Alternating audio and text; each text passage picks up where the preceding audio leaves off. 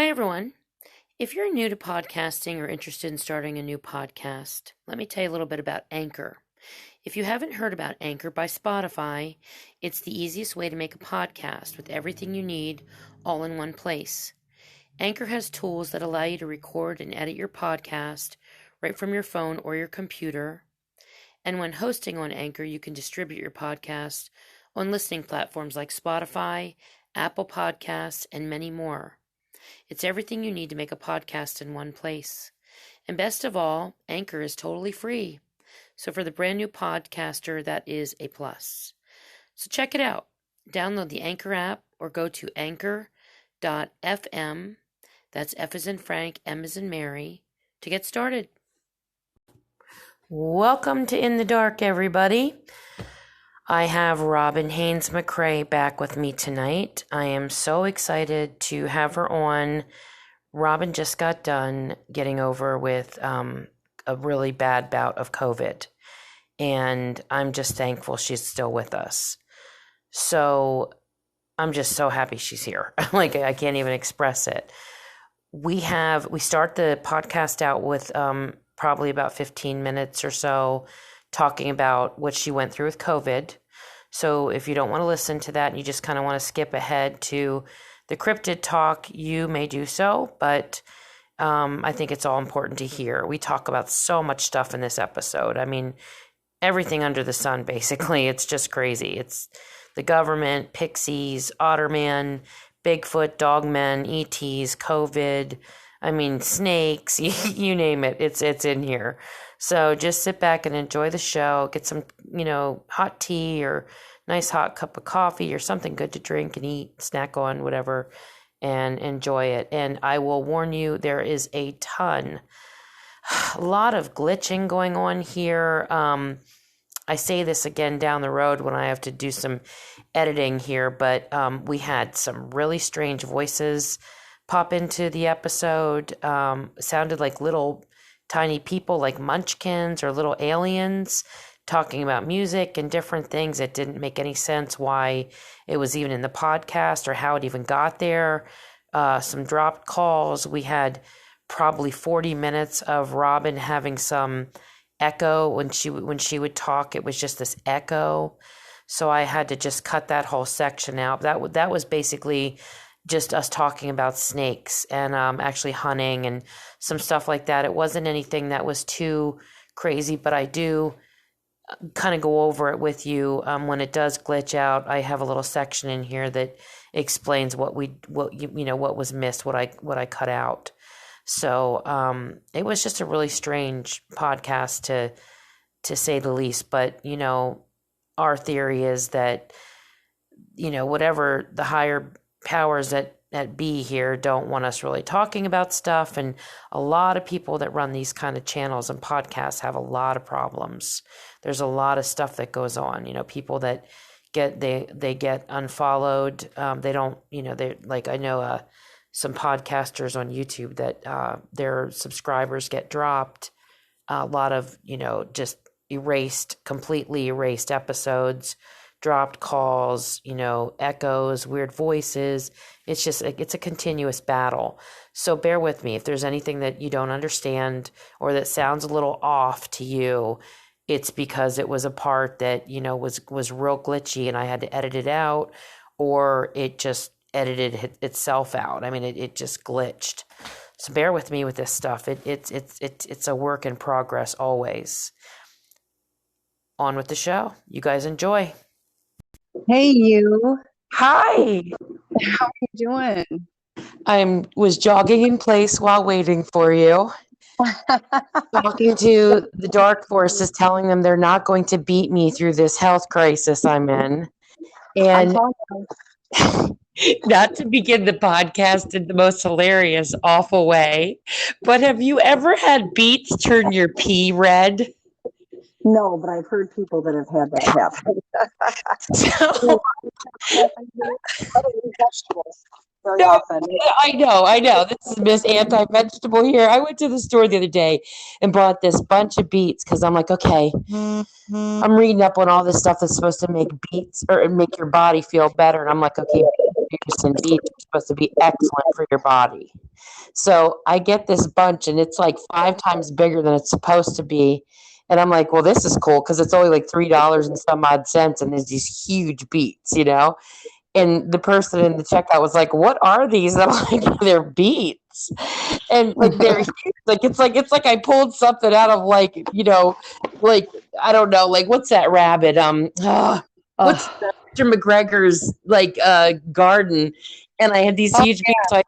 So I come home and I cook them, barely cook them, and then it turns the water, a little bit of water in there to steam it, just pure red. So I'm like drinking the juice, and I'm eating the beets, and I'm like determined to make sure that I get healthy. So I God.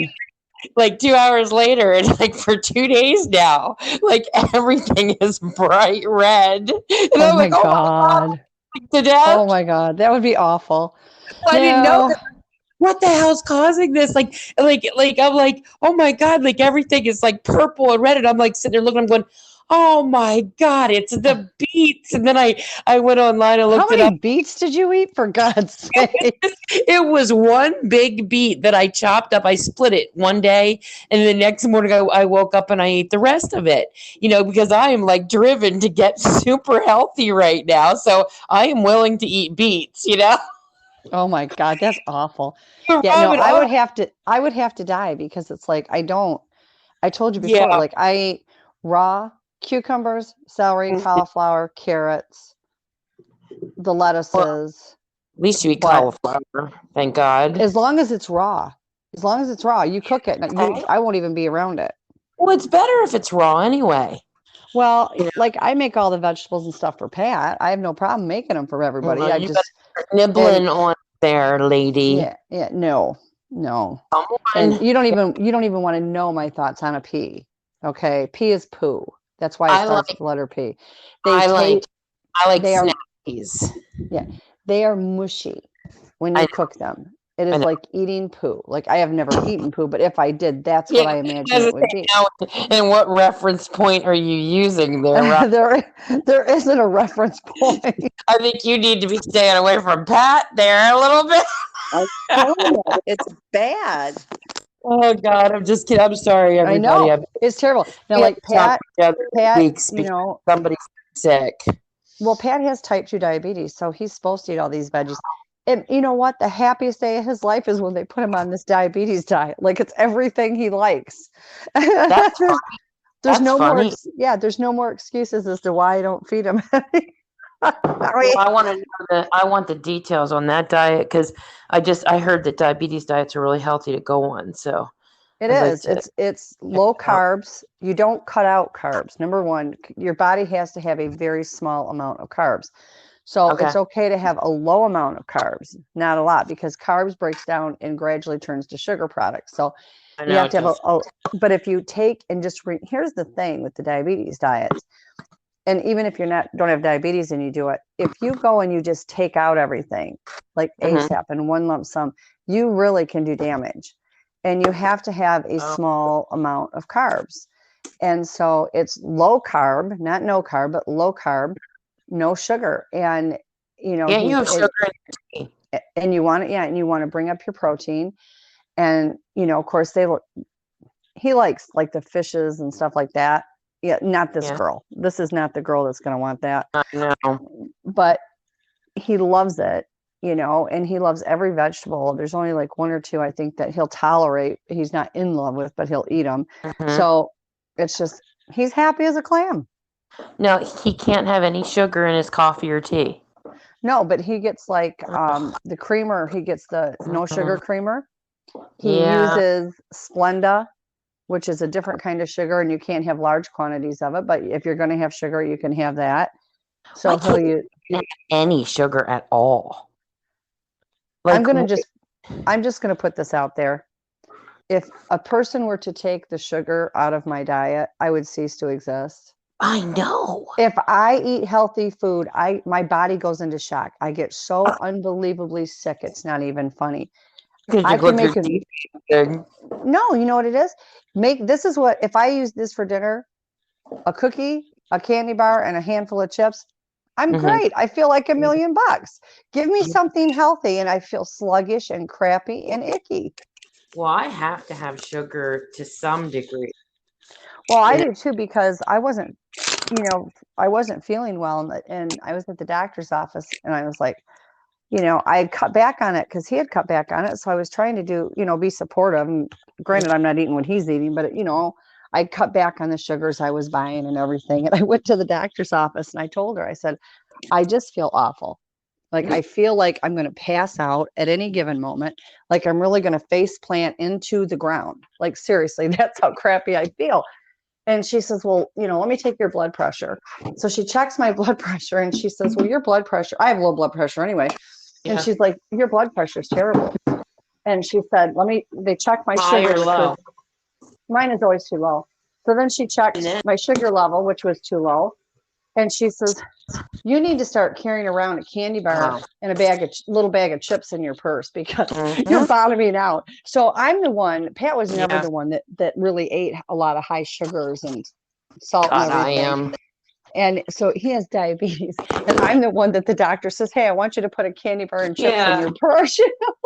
Oh, And we're gonna be I quite looked a at pair together. I looked at her and I said, and that's the reason why I love you as my doctor.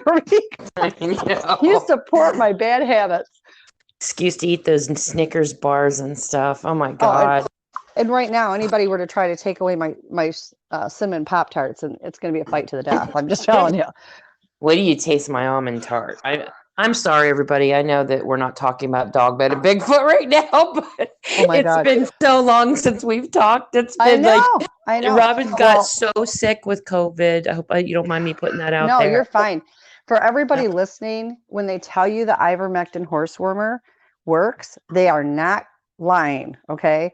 Yeah. I started taking ivermectin horsewormer 7 years ago because I've always had so many animals. And a vet said to me, or to my friend, and she referred it to me, you need to take it once every couple months, just because even people that don't have animals, there's no way for you not to get parasites. There's just no way.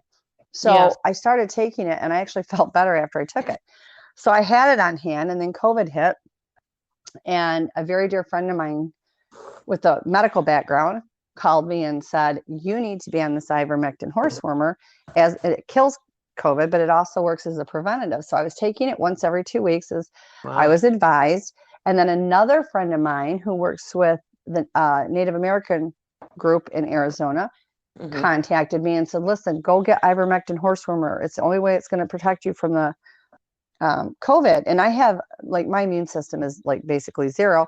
So I was like, okay, I'm already on it. And he's like, oh, thank God. So I took it every 2 weeks. And for everybody listening, on the plunger, it has the poundage for horses. And I had Hmm. it confirmed with my doctor that it's very comparable to ours. And so I had it and I was already taking it every 2 weeks. Went into my doctor's office for something just to get prescriptions filled. And I said, before you turn around and look at me and start pushing this shot, I know what's in the shot. And there's no way in God's green acres I'm taking the shot. Yep. And Yep. she said, number one, if you have underlying health conditions, which you have, that shot will be lethal and it will eventually be what kills you because it will do damages in other areas that won't make it look like COVID, Yeah. but you'll get sick. And I said, well, that's already what it's designed to do. But I Hmm. said, well, I've never lied to you. I'm not going to lie to you now. I take the ivermectin horsewormer that I can get at Tractor Supply for like $4, which now they want 9 for. Hmm. And she said, and I'm going to tell you, don't go off it. Like Right. you really, she said, it is the exact same thing as the human prescription for ivermectin. There's no difference other than it's in a paste or which is actually a gel and it's not a pill. I said, okay, cool. So I was taking it and I came in contact with people that had COVID on a regular basis and I never got it. Well, Right. they ran out of it. We couldn't get any more of it. And I had been off of it for 2 months when I got COVID. And I'm in week 11 now, and I still have got post symptoms and, dealing with that and the weakness and everything, where it takes very little to wipe me out. But I mean, I had the severe long term COVID. She literally It's almost just, died from it. yeah, yeah, it was bad. I mean, there was 3 or 4 days I didn't know who I was, where I was, what was going on. Mm-hmm. I had little tiny blood clots in my legs, and yeah, it just was not good. I wouldn't wish that on somebody I hated, you No, know. So, no. and I still say that's what you had, but Yeah, I you, still, I I don't couldn't know. get, I couldn't get you tested. I tried. The only I will reason I not, got I the will only, not take Medicaid. Robin kept trying to get me to take ivermectin, and even my dad did too. And I will not take anything unless I have to. And my dad finally brought ivermectin up to me one day and was like forcing me to take it. did you But take it? I have it in my house. Oh, for God's sake, it doesn't I work I that way. You have I to can't. ingest it. I'm not gonna say either way. Oh my God. But I will say I have, ivermectin in the house in case something were to get really bad. Then Well, I let would me then tell I you, would once take we it. get to Michigan, I'm going to be hiding it in the food because that's going to be Hmm. the only way to get I it in know, you. and I'll be fine with that. At least I won't have any parasites. And as long as I don't know about it, it won't hurt me, you But know? and you know what? Pat takes it for flu.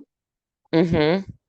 He takes it. Mm-hmm. It's tremendous for the flu because, as we all know, the flu is Oh, a bug, which is yeah. a parasite, and so it works just as well. That's amazing.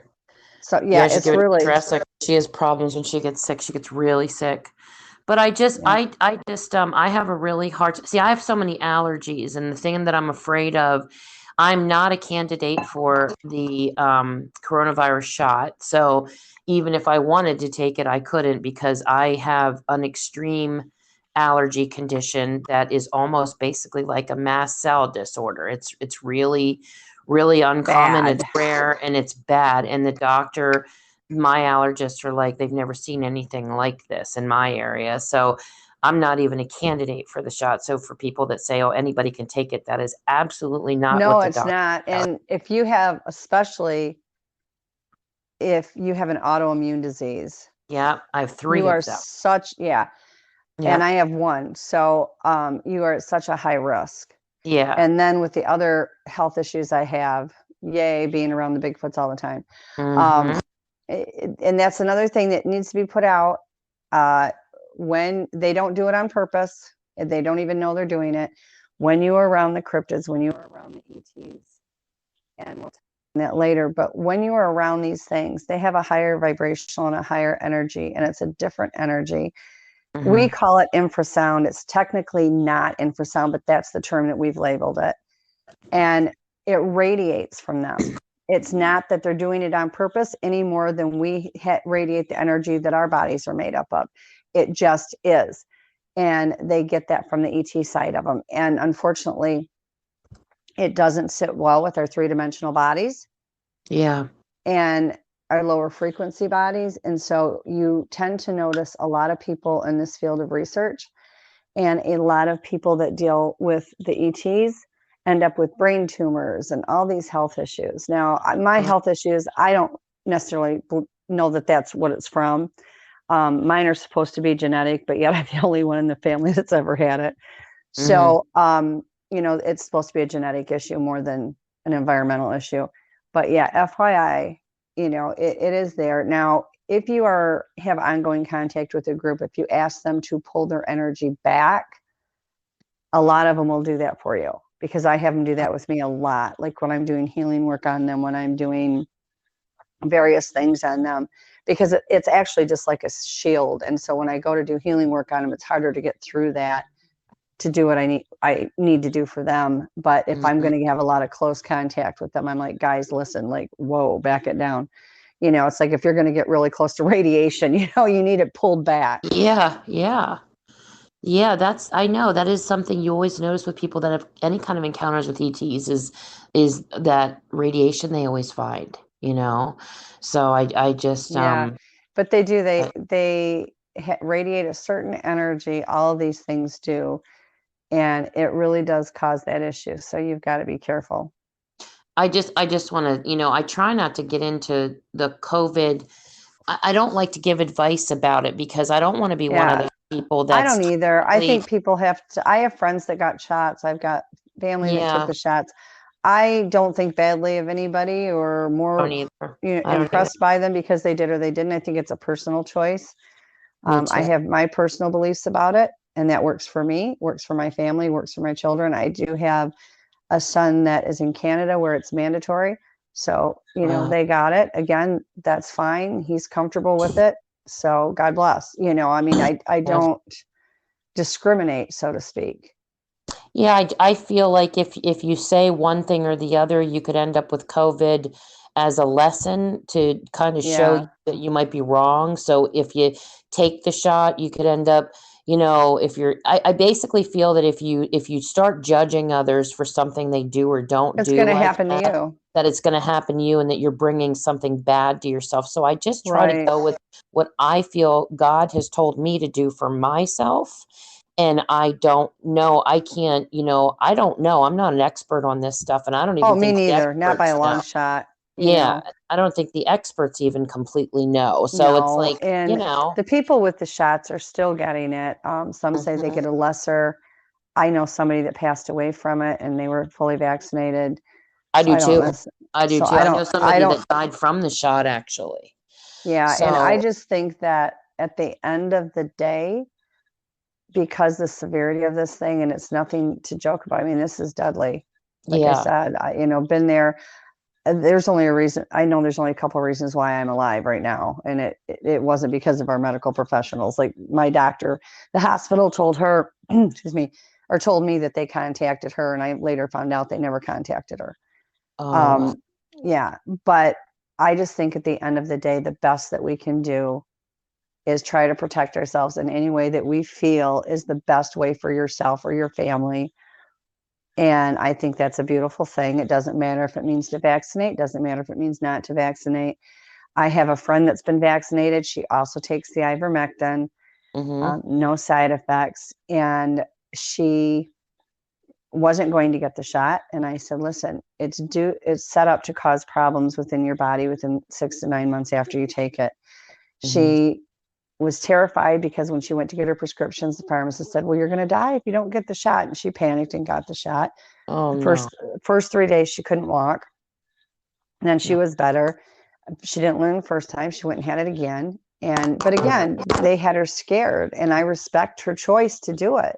Right. She was trying to save herself, and I don't blame her for that at all. Yeah. If I was in that mindset, I would absolutely do it. And I support Right. her for doing that because that's what she felt was the best interest for her. Right. But then 6 months to the day, I took her into the hospital and she almost died from pancreatitis, which is one of the things that it destroys. Oh my God, Rob. So you don't know. And I guess the bottom line is that everybody reacts to this shot if they get it in a different manner. So it's not a bad thing if you have the shot. It's not a good thing if you don't, or it's not a bad thing if you don't get the shot. The best Yeah. we can do in this crisis is what we think is best for ourselves and our family, I know and you then can and die we either pray. way, Yeah, so it's kind of like, and we what do pray. you say? The Yeah. problem is the H protein level that's in the shot. If anybody's curious as to why it's so dangerous, that protein is excessive and it's to the point where it causes problems in other areas of our system. But again, every individual is different on what their body will take and what it won't. That's why I think it's Yeah. very random where some people have problems and other people's don't. You don't know what your body's willing to take. And I think that has a lot to do with it. It's funny you said protein because I didn't know that that was the problem, but that's what Yeah. is in allergens. Like people are actually allergic to Mm-hmm. proteins. So that must be why they don't want, Yeah. people with severe allergy conditions to take it. Yeah. And they don't give you any guidance for post COVID. Yeah. Like the hospital told me nothing. What they told me was, you're not bad enough to be on a ventilator. We have no beds. Go home. Uh, Excuse me. Basically, I was sent home to die. And I I would have know. not gone to the hospital at all, except that I collapsed on January 5th.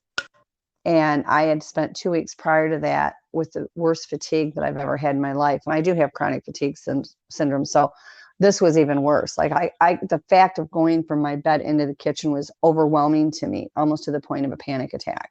Mhm. And they don't tell you that Yeah. you can have panic attacks with COVID, which I've never had panic attacks before, but with COVID, big time had them.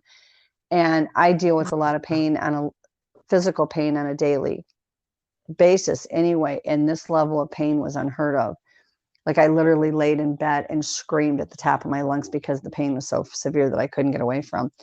I And I can was vouch like for that. that. Yep. I was the one talking to her, checking up on her, and she was just, it Yeah. was awful.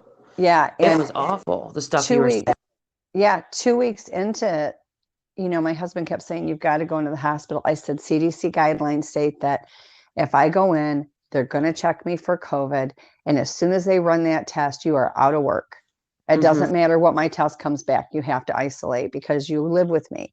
And finally, he called in sick to work without telling me and came in because I had moved him. I was so sick, I moved him out of the bedroom.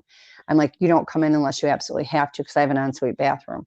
But I couldn't get in there by myself. So he was coming and helping me. And I was like, I'm not going. He finally came in and he says, come on, you're going to the hospital. And I said, no, I'm not. You know why? And he said, I'm not going to watch you die in this bed. And that's exactly what's going to happen. So he took me in 12 and a half hours. I got stuck at the hospital because they had turned the emergency room into another floor of rooms for ventilator patients. And they only had 2 rooms that they were using for emergency room patients. So 12 and a half hours later, the doctor wouldn't touch me to examine me. They had done the swab test that came back positive. And when he came in to talk to me, he stayed on the other side of the room, never listened to my lungs, never listened to my chest, never touched me at all for an exam. The nurses had come in because I insisted I needed a bag of fluids because I'd been 10 days without eating anything. And for everybody that says you can't live that long without food, yes, you can, as long as you have fluids. And so I was living on ice water and ice chips. And I knew I was dehydrated. And I said, I've got to get a bag of fluids. Well, and so that was the only reason the one nurse had went and got permission from the doctor to run a PICC line to get me fluids. And that was the only person that ever touched me. And they never did do a chest x-ray on me of any kind.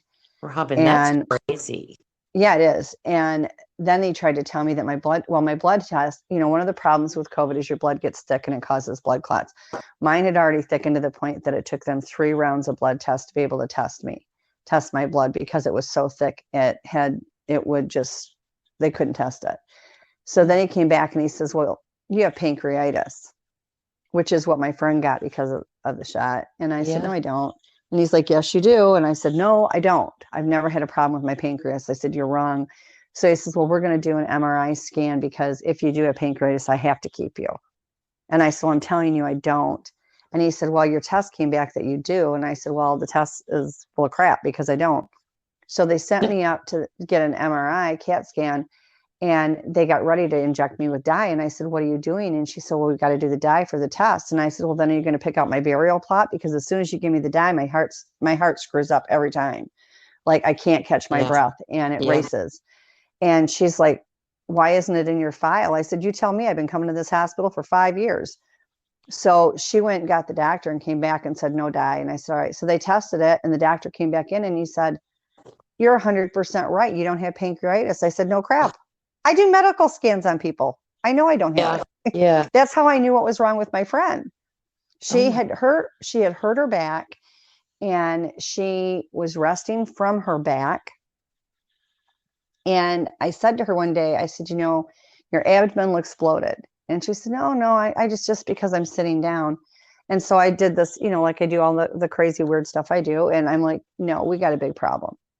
You have got an internal problem. It's, I looked her square in the eye. I said, if I don't get you to the hospital right now, you're going to die. I know you're going to die. And I'm not trying to scare you, but I'm trying to emphasize to you how dramatic this is. She said, I'm going. So I took her in and they said, if she would have waited till the next day, she would have been dead. Oh, so I had already checked. I already knew I didn't have it. Right. I mean, I don't have any medical, skills. I'm not a doctor. I'm not a nurse or anything like that, but I know I wouldn't. And so they're like, well, we'll have to do an MRI. I don't care. Do an MRI. If it makes you feel better and gives you peace, then you do the MRI. Yeah, really.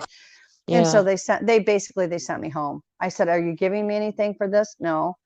I said, can I at least get something for pain and nausea? So they gave me anti-nausea medicine and they gave me 12 pain pills. That was it.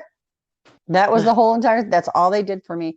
And they sent me home. And 2 weeks later, I had improved. Well, right after that, Pat had let another friend of mine know about it. She said, my God, I've got boxes of ivermectin here. So she mailed it to me.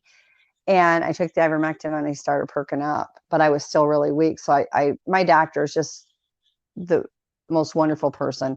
And you can text message her at any time, 24 hours a day, 7 days a week. So I sent her a text message and I'm like, hey, doc, it's Robin. This is what's going on. I know you knew I had COVID, but they haven't, they didn't give me anything. And I'm just not really kicking this. And she was floored because she didn't even know I had it. And she said, well, I'm going to do this medicine cocktail I do for my COVID patients. And that did me more good. It's basically steroids, an antibiotic, and a special cough medicine. And you take it all at the same time. And you do it for like 10 days. And that gave me more relief than anything other than the ivermectin. But the exhaustion is still here. And now I've got a problem with my arms where the pain in my arm is just beyond belief. It's in both arms. That's what I'm going through. Yep. Yeah. And I did talk to somebody that said that is not uncommon in post-COVID patients. And God knows I've lost more. Yeah. I've lost so much hair, you could make a wig. So then you might have been right. I might have had COVID because I messaged Robin the one day and I said, my arms are killing me. And I mean, I'm talking muscle pain that you would not. Exactly. I lay on the massager for hours every single night trying to work through you can't even touch the muscle. It wants to send you through the roof. I can't lift up my blanket on the bed. Yeah. And I messaged her and she said, oh my God, my arms are killing me too. And I was like, my God. I was like, what the heck? I have one of those stainless steel cups, and it has the lid on it, the bigger one. And I have a smaller one that just looks like a tumbler that's the same stainless steel, so it keeps it cold. Yeah. And a friend of mine had one of my pictures of the Bigfoots that I took. One of my favorite ones. And the other one's yelling, no, it's me. No, one out of the 4 of my favorite ones. Let me clarify that so I don't get into trouble later. And he's on the glass. She had it put on this tumbler. And I'm using that now because I can't lift the other one. I just simply can't do it. I'm the same boat. Like you go to lift something and it makes the pain shoots through your like it's like the stabby pain that goes through the forearm. You can't. Yep. And I can't lay on my back all the time because I have discs that are crushed and bulging.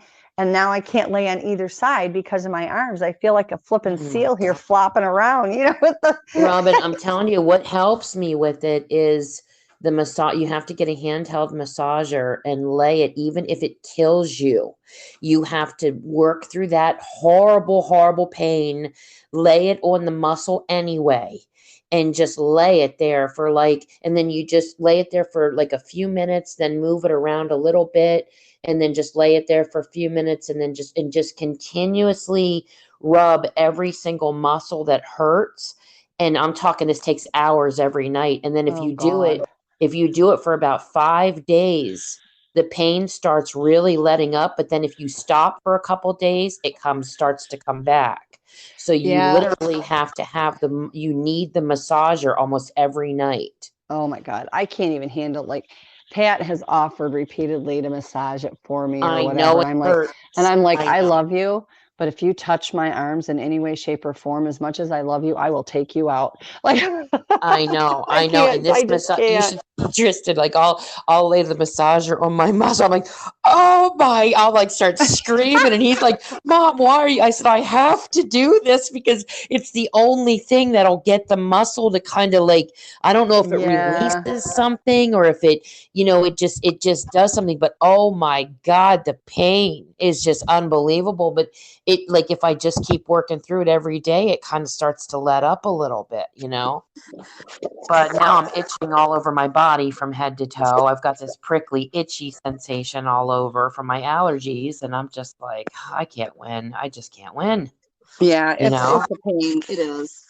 Well, so back to our little friends. I want to ask you real quick before you start anything.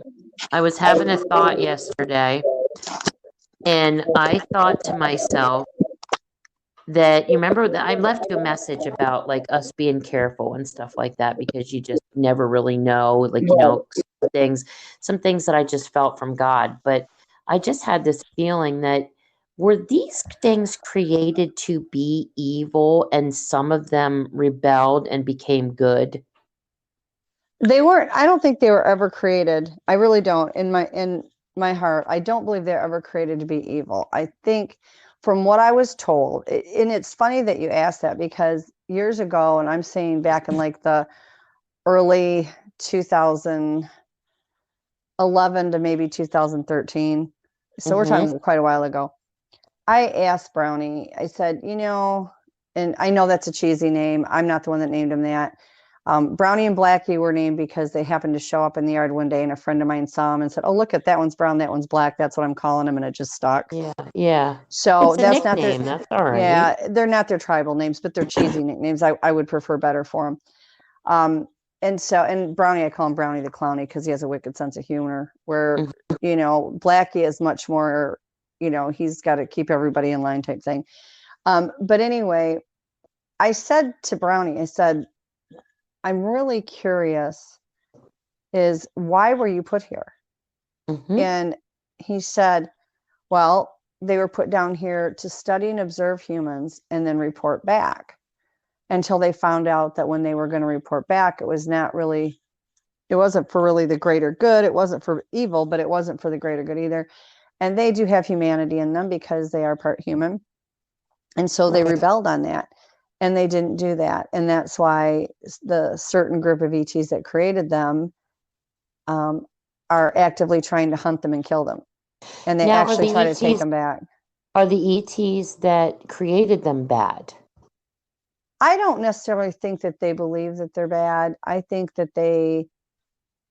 don't get the feel that they were created by the bad ones. I think that they were created by ones that are neutral, Mm-hmm. but they had a specific job that they were wanting them to do and they just didn't fulfill that. As far as the bad ones, we really have to realize that whether it fits in our box or not, these are a type of human. They're not our type of human, but they are a type of human Right. and type of people. And we have good, we have bad. And quite honestly, the cosmic balance is you have to have good and bad. You can't have all good. You can't have all bad. You have to have that balance. How do you appreciate good if you don't know what the bad is?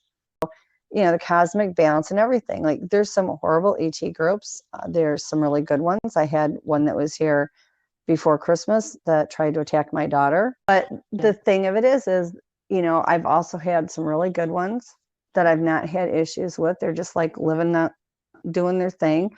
I've done healing work on some that were good. I've been contacted multiple times by some that are good. Mm-hmm. One that wants me to warn people of how the bad ones take possession of them. But, Yeah. then again, you've got to find a platform for that and you've got to find people that are willing to listen. And I've had this information for a year now and I'm just still not really sure what platform to put it on My because platform. yeah, we could do it on yours. But I mean, really, how are people going to protect themselves from it? I'm not sure, but they do need to be made aware of it, I guess is the best way to put it. But Yeah. at the same time, you know, there is good and bad in everything. We have some Bigfoots that are really, really lethal. But then we also have some that are just kind of neutral. They would just as soon be left alone. And then we have the majority of, I will say this, a large portion of them are good. Yeah. I think we're looking at probably a 70-30 split. I get And that then, feeling too from the stories and the encounters that the yeah, majority are good or they're and peaceful. yeah, They're not as yeah. And out of that 30, you've got 15% that don't care either way. They just simply want to be left alone away from us. And I would say better 20% that. And then you've got the 10% that would just as soon rip your head off before they would even look at you. and they're the reason that everybody wants to hunt and kill them all because the Right. 10% are so lethal and so dangerous They and so are. scary But that then it I scares the hell out of everybody to the point where they just want to destroy all of them, they you know? do. And the other thing though, I always tell everybody is go to some of these areas in your state that are really a rough neighborhood. Would you walk through there? No. But are you Right. out there with the machine gun taking them all out? No. Yeah. Yeah, You but it's know, unknown, Robin. You know how everybody is with things that's unknown, yeah, if they It's can't understand it, they want it dead. They they don't want care to if it's kill good, it. bad, or Yeah. indifferent.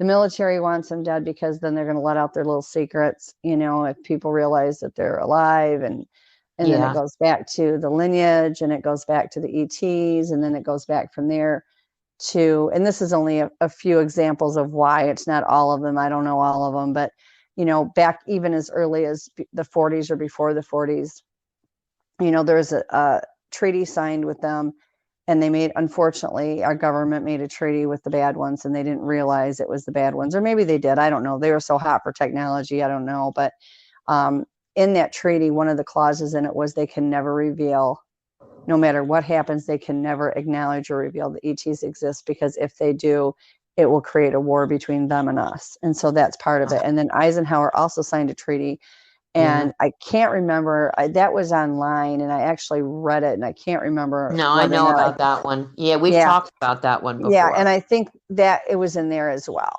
And Yeah. so, you're really looking at the government can't, or it's not that they can't, they're not going to open their mouth because of that. And then if they open their mouth, they're not going to keep getting technology.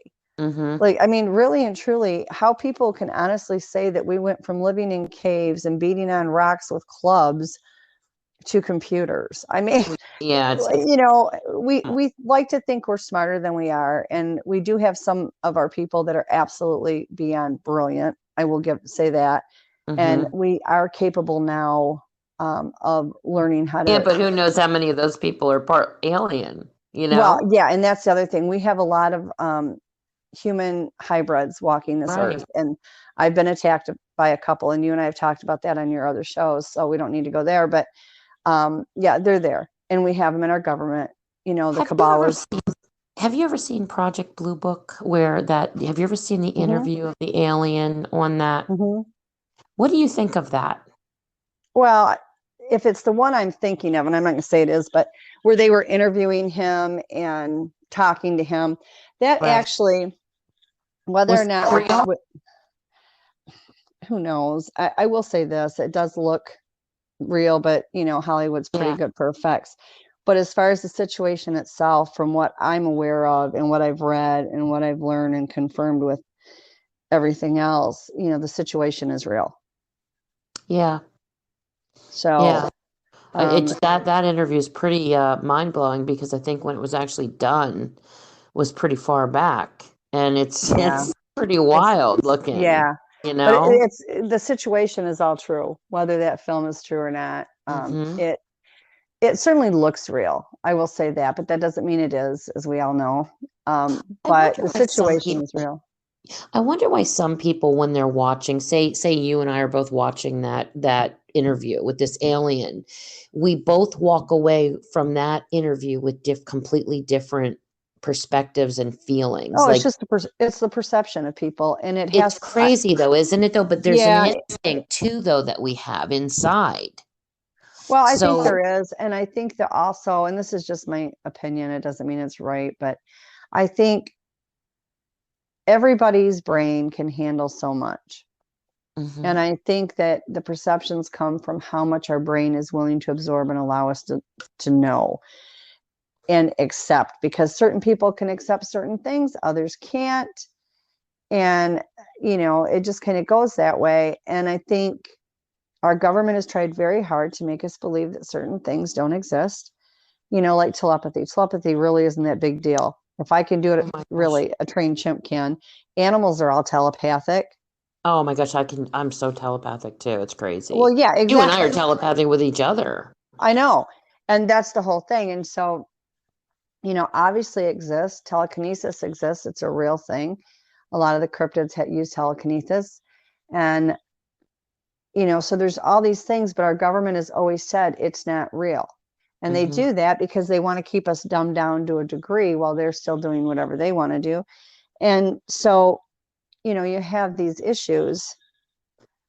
And I think when people see these things after their whole life of being told that these things don't exist, and then all of a sudden certain situations happen, and you see these things and you hear about these things, and their brains are pretty much like, no, because that's not real, that's not true, because this is what we've been taught. Hmm. And it's similar, it's not, but it is, like with the Bigfoots. Okay. They're all born with paranormal abilities. That's just a fact. Mm-hmm.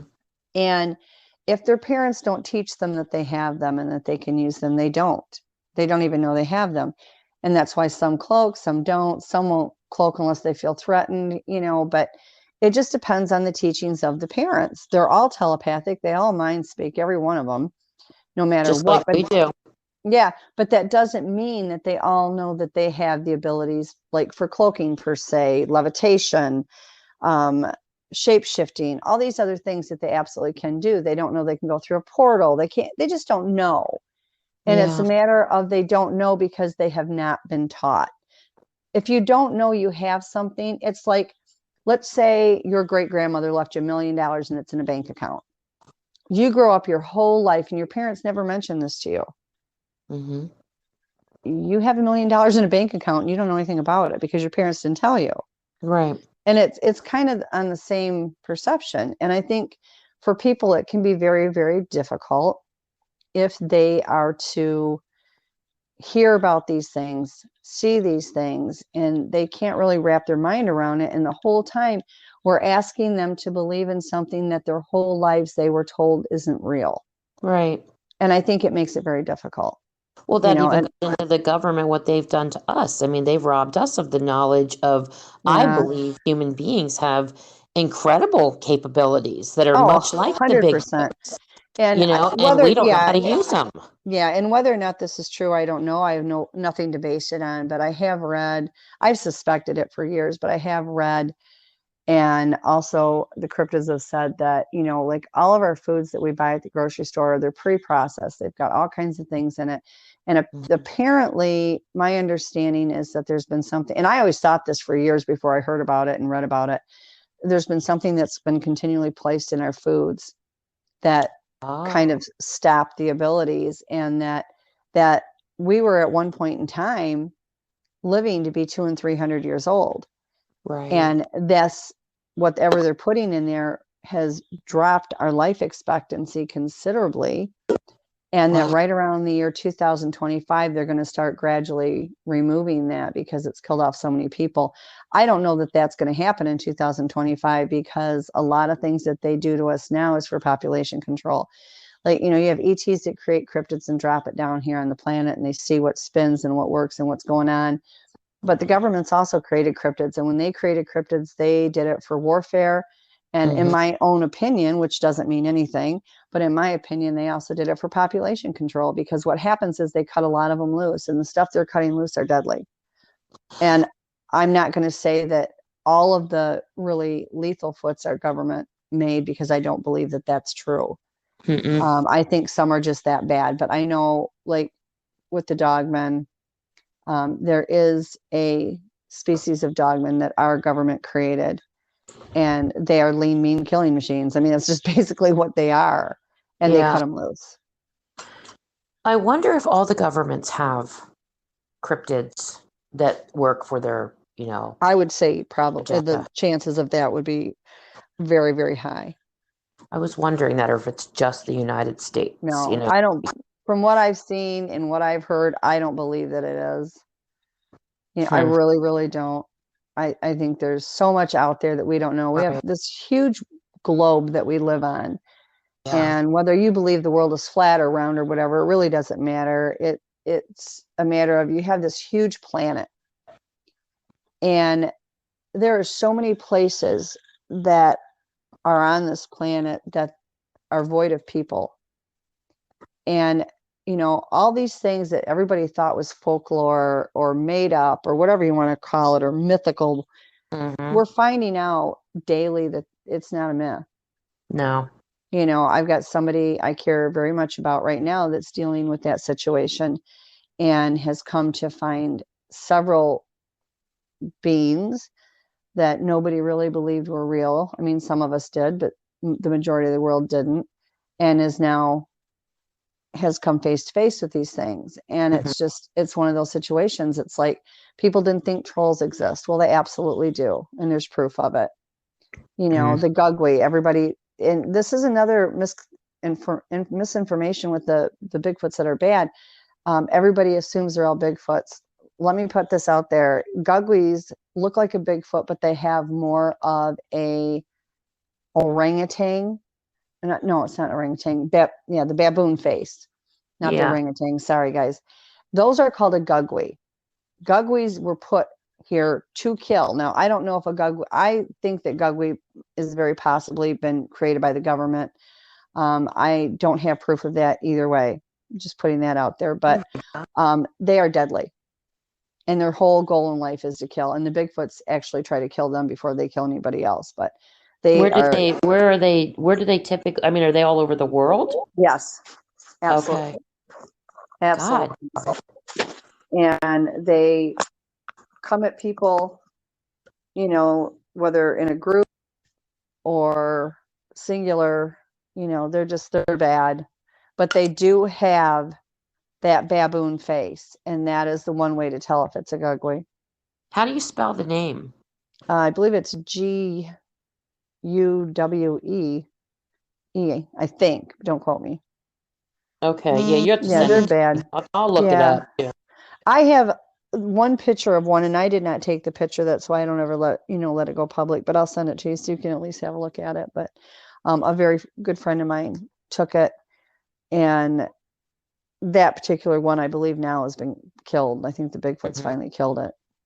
So they just run around, do they eat people or do they just kill them? Or both? I would say both. Yeah. They're pretty bad. They're not, they want to kill the Bigfoot off. They're always attacking the Bigfoot. They'll attack a dog. They'll attack anything. If you get in their path, you're toast.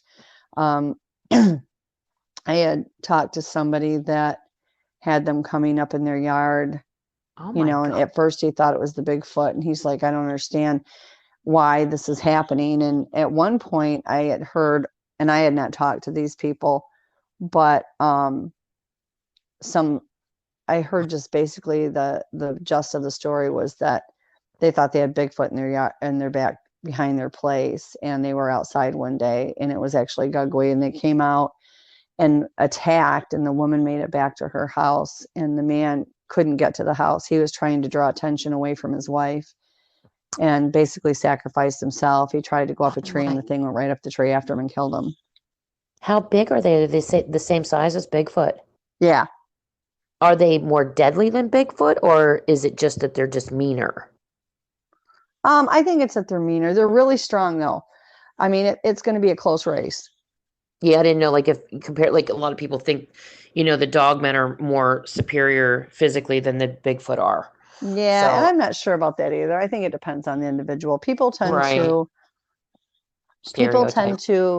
stereotype and group everything in one group. And as I say to people over and over again, everything is individualized. I don't care what it is, who it is, where it's at. It's all on an individual basis. There's no two alike.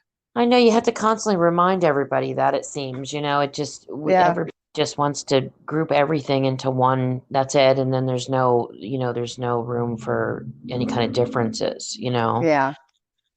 How about the Otterman? Have you ever heard of the Otterman? Mm-mm.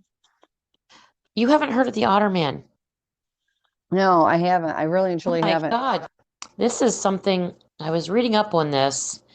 It literally looks like a Bigfoot, only it has the entire head is of an otter. And it's been around for centuries, and they believe it's actually a being that is literally a soul stealer. That its whole purpose is to take people and steal their souls. And people typically are they end up missing. They've been spotted, identified, look just like otters, but their whole body is Bigfoot. My guess is it's just one more creature the ETs created, because that's what they do. Right. They take a human DNA, they take an animal DNA and an ET DNA, and they create all these things. I mean, you're talking goat man, lizard man, cat people, all of it. I find it interesting with that one, though, specifically, that people have identified it as just that the purpose of it is to steal souls. Yeah. That's really interesting to me, because that came from like the Indian tribes and such. And that could be, it says, I just looked it up, and it says shape-shifting otters are called, for Alaska, Kashtaka. Hmm. I don't know anything about those. I'm just being honest. Do I think that it probably exists? Yeah, I really do. Yeah, they've been spotted Um, for a long time yeah, by it many doesn't people. surprise me. There are Yeah. so many cryptids out there that we have no idea because a lot of them just go into places that are really hard to get to. Hmm. And whether it's in the mountains or whether it's just out in the woods, whatever, they go to places where there's no people at. So you don't know they're there until afterwards. Hmm. And It's by then such a it's too shame we late. don't feel like when you start to get opened up to this kind of stuff, it's really a shame that you become afraid to go to the woods. Like you just don't know Yeah. what you're gonna run into. Like what like the Well, fairies and the the witch like Fae. the witches, the Yeah. fae, like I don't know if they're if it's witches or whatever it is, but it's the fae, that's Yeah. part of it, but you just that those especially, they're the ones that seem to me like they seem to be the ones that are the tricksters that open up portals and get people lost and stuff, you Well, and I'm know. not going to say that they don't. I mean, the thing with the Fae is they are supposed to be neutral. They seldom are.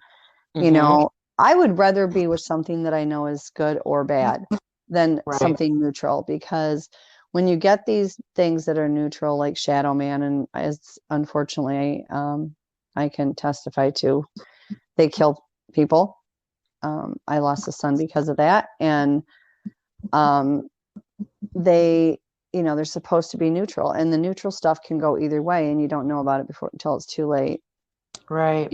I don't even know why the thing showed up with me and my son. I don't even know. Nobody certainly called it or enticed it or Mm-hmm. wanted it or anything else, but it did what it did. And but the thing is that at least with the good and the bad, you already know what you're dealing with. You don't with these Mm-hmm. things that they are neutral, and phase one of those. And it's like everybody looks at fairies in the movies and, oh, they're so beautiful and they're so sweet and so loving. No, No. not really. No, not really. Another neutral thing that can go either way. And the thing with the fays and the fairies is they pack a hell of a lot of a punch, and you just don't want to mess with them. I've had interaction with fays, and I've been very blessed because they were very kind. And I was with a very good friend of mine, and that we were permitted to see them, and that was lovely. It was very emotional, very moving, but that is not, and I'm grateful that they were so sweet, but not a group that I think that I would want to be closely tied to because, like I said, they pack one hell of a punch, and just not something you want to deal with. I really, people are like, well, I want to investigate the fate. No, you don't really want to do that. You may want to think twice about it. I don't care their size. They can become whatever they want to become, and they can do whatever they want to do. So really think twice about it. Now, it's like last night, we got a situation, and this wasn't a fae. This was a Bigfoot. I know for a fact it was. I'll figure out which one it is. And he wasn't trying to be bad, I don't think. I'm very lucky because the ones that I've got like 3 or 4 clans at my place that come in and out, and they're all pretty good. They're not, they certainly aren't ill-intended. That doesn't mean that things don't go awry now and then, and it's not because they're trying to be damaging or they're trying to hurt. I've never had one try to hurt anybody here, Mm-hmm. but I have, and we've talked about this before. I have a 2.5 car attached garage, and in my garage are kennels. And much to my husband's dismay, because he was so happy that he finally got his attached garage, and yeah, not happening. There's Oh, kennel. Robin, you're awful. I know he can get the car in, but he can't do You anything robbed out him of there. his man cave.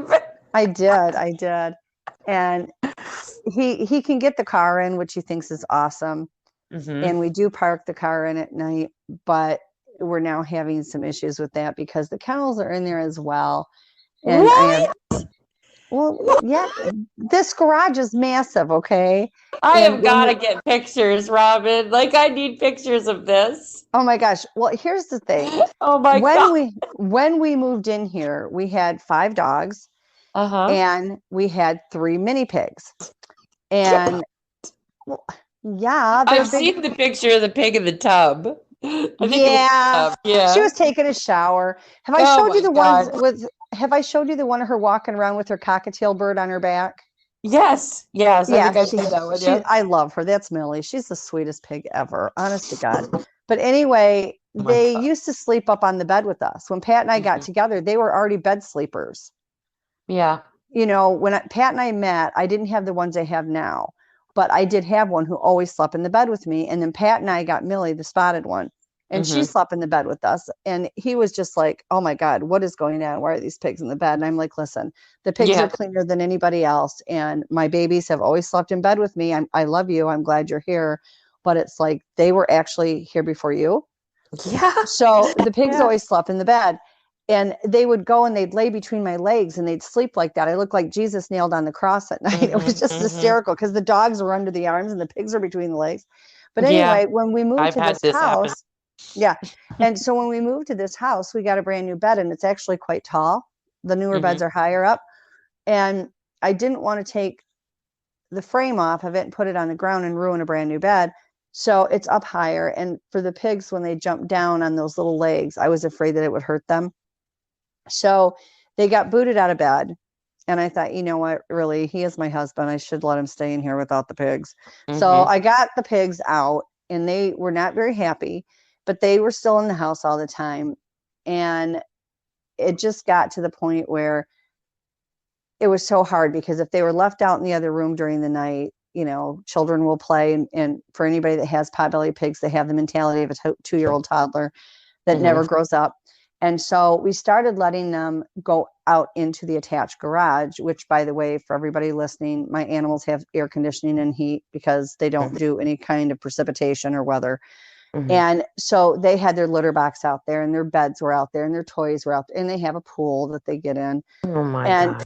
it's ridiculous. It really is. I wish I had their life. And so they were already out there. And then my son got out of the military and, I had an animal rescue. I now have 14 dogs because some were just not adaptable. Some had gone through such a rough life that when we got them rehabbed, we were not going to let them go anywhere and risk it happening again. Yeah. So, and then we took in 2 older dogs that nobody wanted and their owner had passed away and they were living feral, and it's not their fault. They were old and nobody would take them. So we took them in. And so we had these bigger dogs, and my son got out of the military and him and his wife and their new baby came and stayed with us. And I didn't want all the long hair, one of which is a Pyrenees, in and around the baby. So I Hmm. took the bigger dogs, and at night they go out in kennels in the garage, and then they have their play yard during the day, and their life is complete, and they're all happy. And so they're out there. Well, so is the car. And I started noticing problems with the garage. Like a year or 2 after we were here, we would go out there and find things that had been moved around, things were missing, food was gone, for the animals. And I Yeah. didn't really leave a lot of food out there. All the dog food stays in the house because if there's mice in it, then the snakes come. But there would be like food from the kennels where the dogs were out, and I'd go in the garage and all of a sudden it's gone. And I'm like, Wow. what gives? And then I would leave and I would go into town and I'd come back. And if it was on a day that the animals, like it was rainy or whatever, and the animals were brought inside, because like I said, they don't do precipitation of any kind. They don't do excessive heat. They don't do rain. They don't do cold. It has to be, the right temperature in their world for them to go outside. Hmm. And they would be in their kennels. And I came home one day and the whole bottom part of my garage door was kicked in, going into the garage. Now, the Wow. mini pigs are escape artists. They are battering rams that can penetrate any force field you have. Okay. And once they are out, it's not that they're destructive. If they think they're somewhere with food, they just plow through it till they get to the food. And I don't keep food out there, but if the dogs have dropped a piece of kibble or whatever, they have no problem tearing apart their kennel to get into the kennel to get the food. Right. So, but they can't push the door into the garage. They could No. push it out. They can't push it Right. in. And this was pushed in. And I went into the house and I went into the garage, and it had been pushed in hard enough where the riding lawnmower that was just inside the garage had been shoved. And I'm like, good God, what am I supposed to do? I can't put the garage door up. I can't move it. So I had to wait for Pat to get home, and he fixed the garage door. And he's like, I don't know what in the heck even happened. He said, did you hit the door? And I'm like, no, like it was like this when I came home. It wasn't like this when I left because the Right. door was down and working. This has happened a couple, 2 or 3 times now. And Yeah. Pat went to put the car in the garage one day, and the whole entire track just buckled because this track has been damaged from somebody pinging on it. Now, the pigs are talented. Yes, they cannot get up on the ceiling where the tracks to the garage door are. They just can't. Right. And Right. so we couldn't figure it out. And the car got trapped in the garage for almost 2 weeks. And Well, I'll give you a couple guesses as to what it was. yeah, exactly. And so Pat and my son-in-law, Ryan, who I absolutely would love and adore, he went out there, and Ryan actually did most of it because Pat was not quite certain how to fix it. And they got it fixed. So it works. And we put a new garage door system up to open and close it. Mm-hmm. And it's been going great. And then here again the other day, it's been kicked in again. And then yesterday, Pat went to put the door up to go out into town to go get us food. And it didn't want to go down. And we don't leave it up ever for any length of time because of snakes, because I'm in South Carolina for now until we all move, and you guys too, to Michigan. Yeah. And so, Oh, what's a few snakes and mice to add to the collection? well, you know what? If they're non-venomous, I don't care. I Right. used to go out in the woods and pick up the gardener snakes and play with Mm-hmm. them. And, I have no fear of snakes. The venomous ones, I'm petrified of. I know, me And, too. and so he couldn't get it down. He finally got it down, and he came home, and he come in the house, and he's a very passive man, but when he's mad, you almost want to laugh because he's like, he's going to stomp his feet, and he's going to make this face, and he's so funny. But anyway, he came in, he was all upset, and I said, do you feel better? And he said, about what? I said, well, you act like you're all huffy. And he's like, it's the garage door. Like, the thing's all messed up. Somebody's tearing apart the tracks on the door. And I said, well, you can't actually believe that it's the dogs and the pigs, because the pigs get blamed for everything because it's usually them. Mm-hmm. And he's like, well, no, because it's too high. Like, they can't even tip their head up because of the way their neck sits. And he's like, this is unbelievable. He said, something or somebody is messing with it. And I said, well, let me give you 2 guesses what can get up high enough to do it. I mean, really, do we have to go there? And he's like, I'm trying to pretend it's anything but that. So he had to have a come to Jesus moment with him last night. And he told him, he's like, because he mind speaks as well. He's brilliant at it. And he's like, if he actually saw one, is what happened. He came home, and as he had gotten in and fought with the door, and he came in, and then he was doing something, and he took trash out. And when he took the trash out, he saw a black one duck on the side of the garage. Wow. And so he came in, and he's like, I just saw one standing there, like it was peeking out around the garage, and then it just took off. Yeah. And I'm like, okay. And he's like, so he talked to it, and he's like, you guys have got to stop. And he said, well, it was not the adults, it was the adolescents. And Of course. the adolescents get blamed for everything. And I'm like, fine, but they need to back it the heck off, because I'm going to be zapping some asses soon, because, we cannot afford to get the car stuck in the garage. And I personally am absolutely terrified of garage doors, because many, many years ago, like in the 90s, I had a 28 by 32 pole barn door break off the tracks and come down on the top of my head. And I was hospitalized, lost my memory, and then I had all kinds of problems afterwards. And it was many, many years before I actually recovered from that. Yeah. So I don't even want to be near a garage door if it's going up or down. I'm the girl that you find ducking in a closet in the house. Yeah. And so when this door starts going wacky, I'm absolutely beyond terrified. I don't want anybody in my family near it. I don't want my animal. If it was up to me, I'd never have a garage door, but there's no way to keep anything out. So trauma can cause autoimmune diseases too. You know that. Oh yeah. And so it's just one of those things that, like, I'm really paranoid about it. And so he's like, this door is completely screwed up. It's almost as bad as it was before we couldn't get the car out again. And I'm like, you need to talk to them and tell them, because this is not going to fly with me. Like, really. Right. So then last night, and this was yesterday that had happened, we have, like I said, a large number of dogs. And we've got 5 or 6 very small dogs that are quite old, except for one, he's only a year old. And they were going out, and they bark. And I mean, there's little dogs make more noise than a big dog will ever hope to. But we also have one by the name of Chase, and he is a medium-sized dog. He almost looks like a miniature-sized Irish setter, to be honest with you. And he was excessively abused when we got him.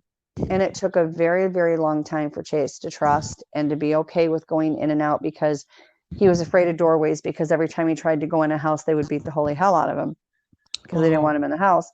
And he's a house dog. He's spoiled beyond belief. When he comes in from outside, I have to go out there, squat down on the ground. He runs into my arms like a John and Marcia commercial.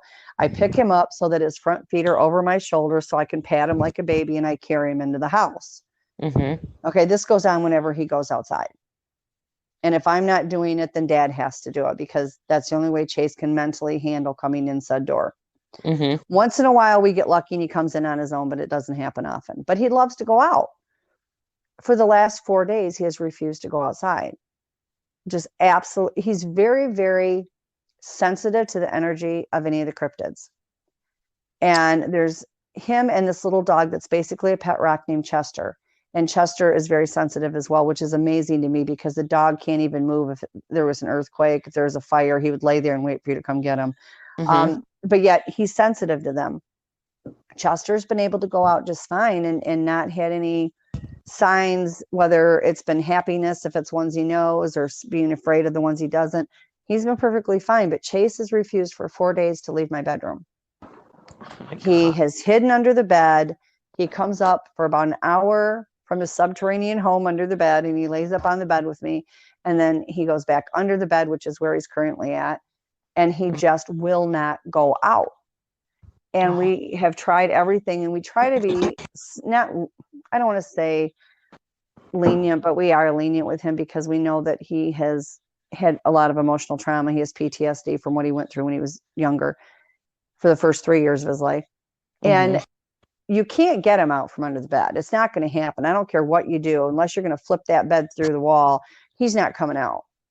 And so the last 3 or 4 nights, he gets up during the night, and I have puppy pads down in my bedroom, because one of our dogs is blind and very old, but she's healthy. So her being blind and not able to go outside for me is not a reason to put her to sleep. And so she uses the puppy pads. She knows where they're at and where they're expected to be, and that's where she potties at. And he's gotten up and used her puppy pads because he won't go outside. And prior to that, for the week before that, he would only go outside at 1 or 2 o'clock in the morning.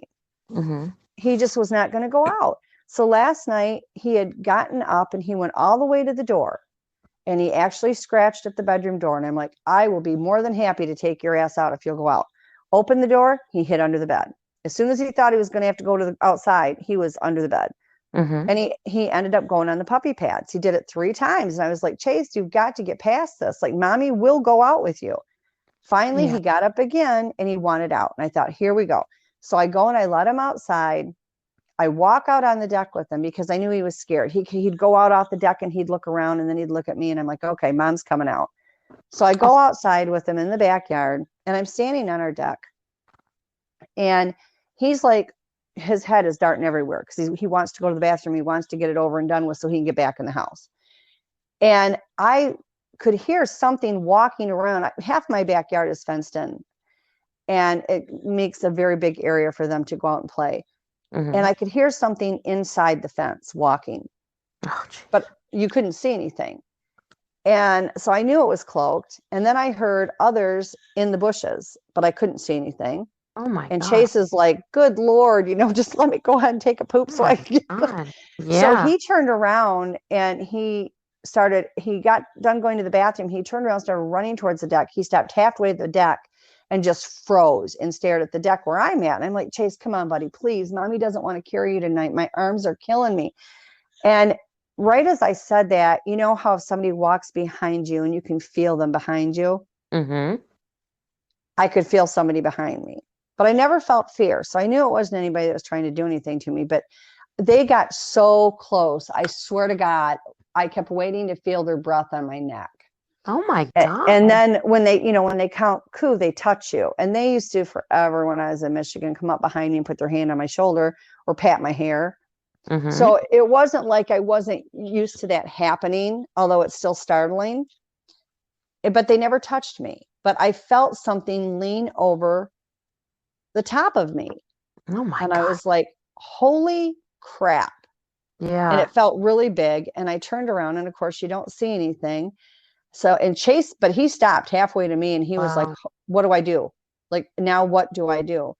And so I turned around, I didn't see anything, and I went, "Whoever you are, you need to like back the F up before Mm-hmm. I do it for you, because I'm like not in the mood. It's the middle of the night. I'm in pain. I just want to get the dog in." And so I felt it back off, and I didn't have that feeling it was there anymore. And then Chase ran up on the deck. I didn't even have to go pick him up. He ran up as fast as he could and dodged in the house and made a beeline for the bedroom and back under the bed. Oh my God. But I never felt anything like a bad negative energy. Did you feel whether it was a Dogman or a Bigfoot? No, it was a foot, totally a foot. So Okay. I was like, okay, but the Dogman here, I don't have problems with Dogman. I know a lot of people are absolutely petrified of them.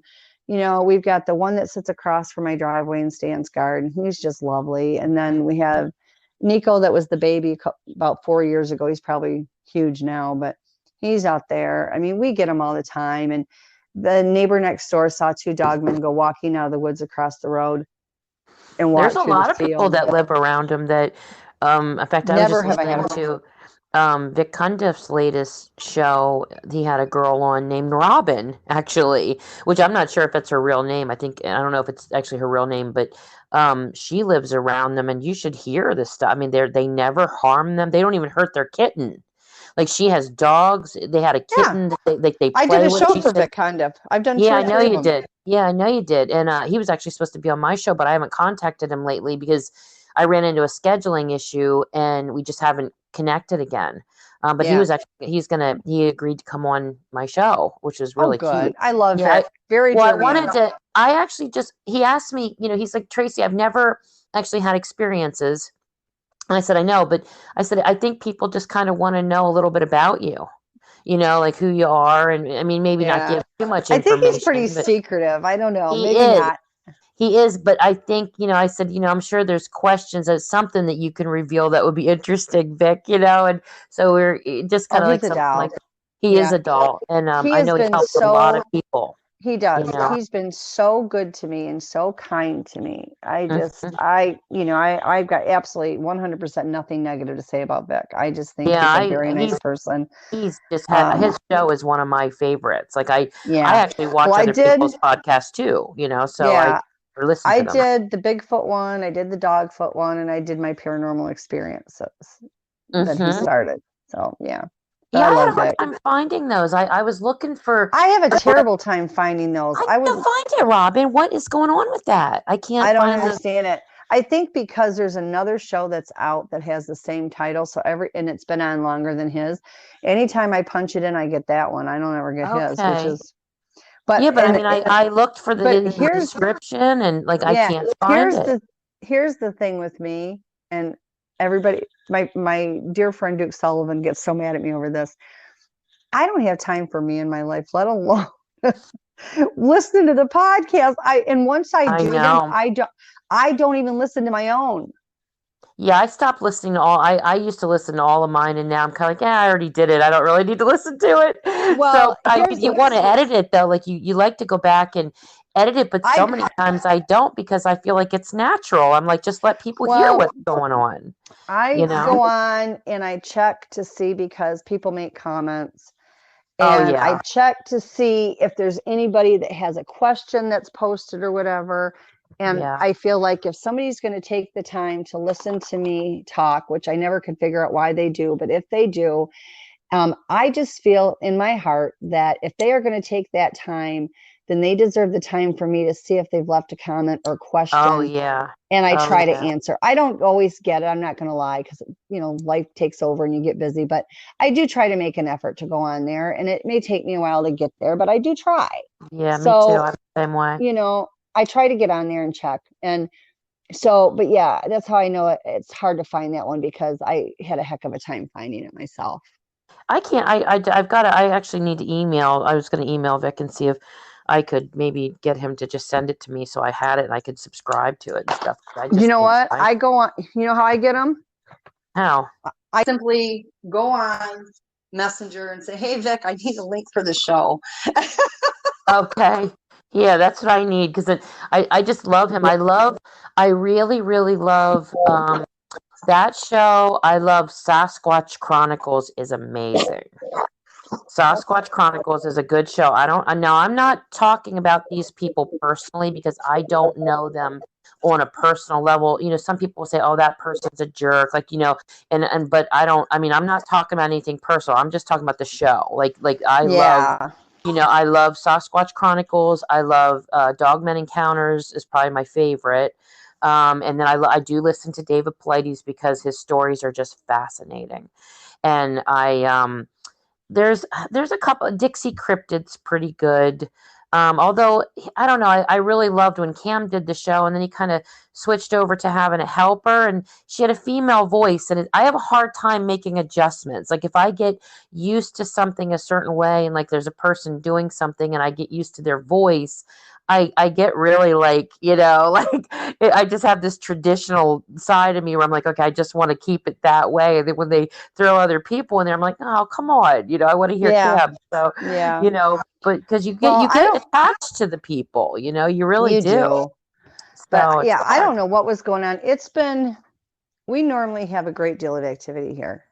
We may Mm-hmm. have a few days where there's lulls, but there's generally out of 7 days, 5 days that there's some sign that they're around. When I was Mm-hmm. sick, they were extremely kind. They would go and pound on the wall of my bedroom, where my head is at, and they would knock on there. So I knew they were there. And then they would stand outside my windows at night and they would chant.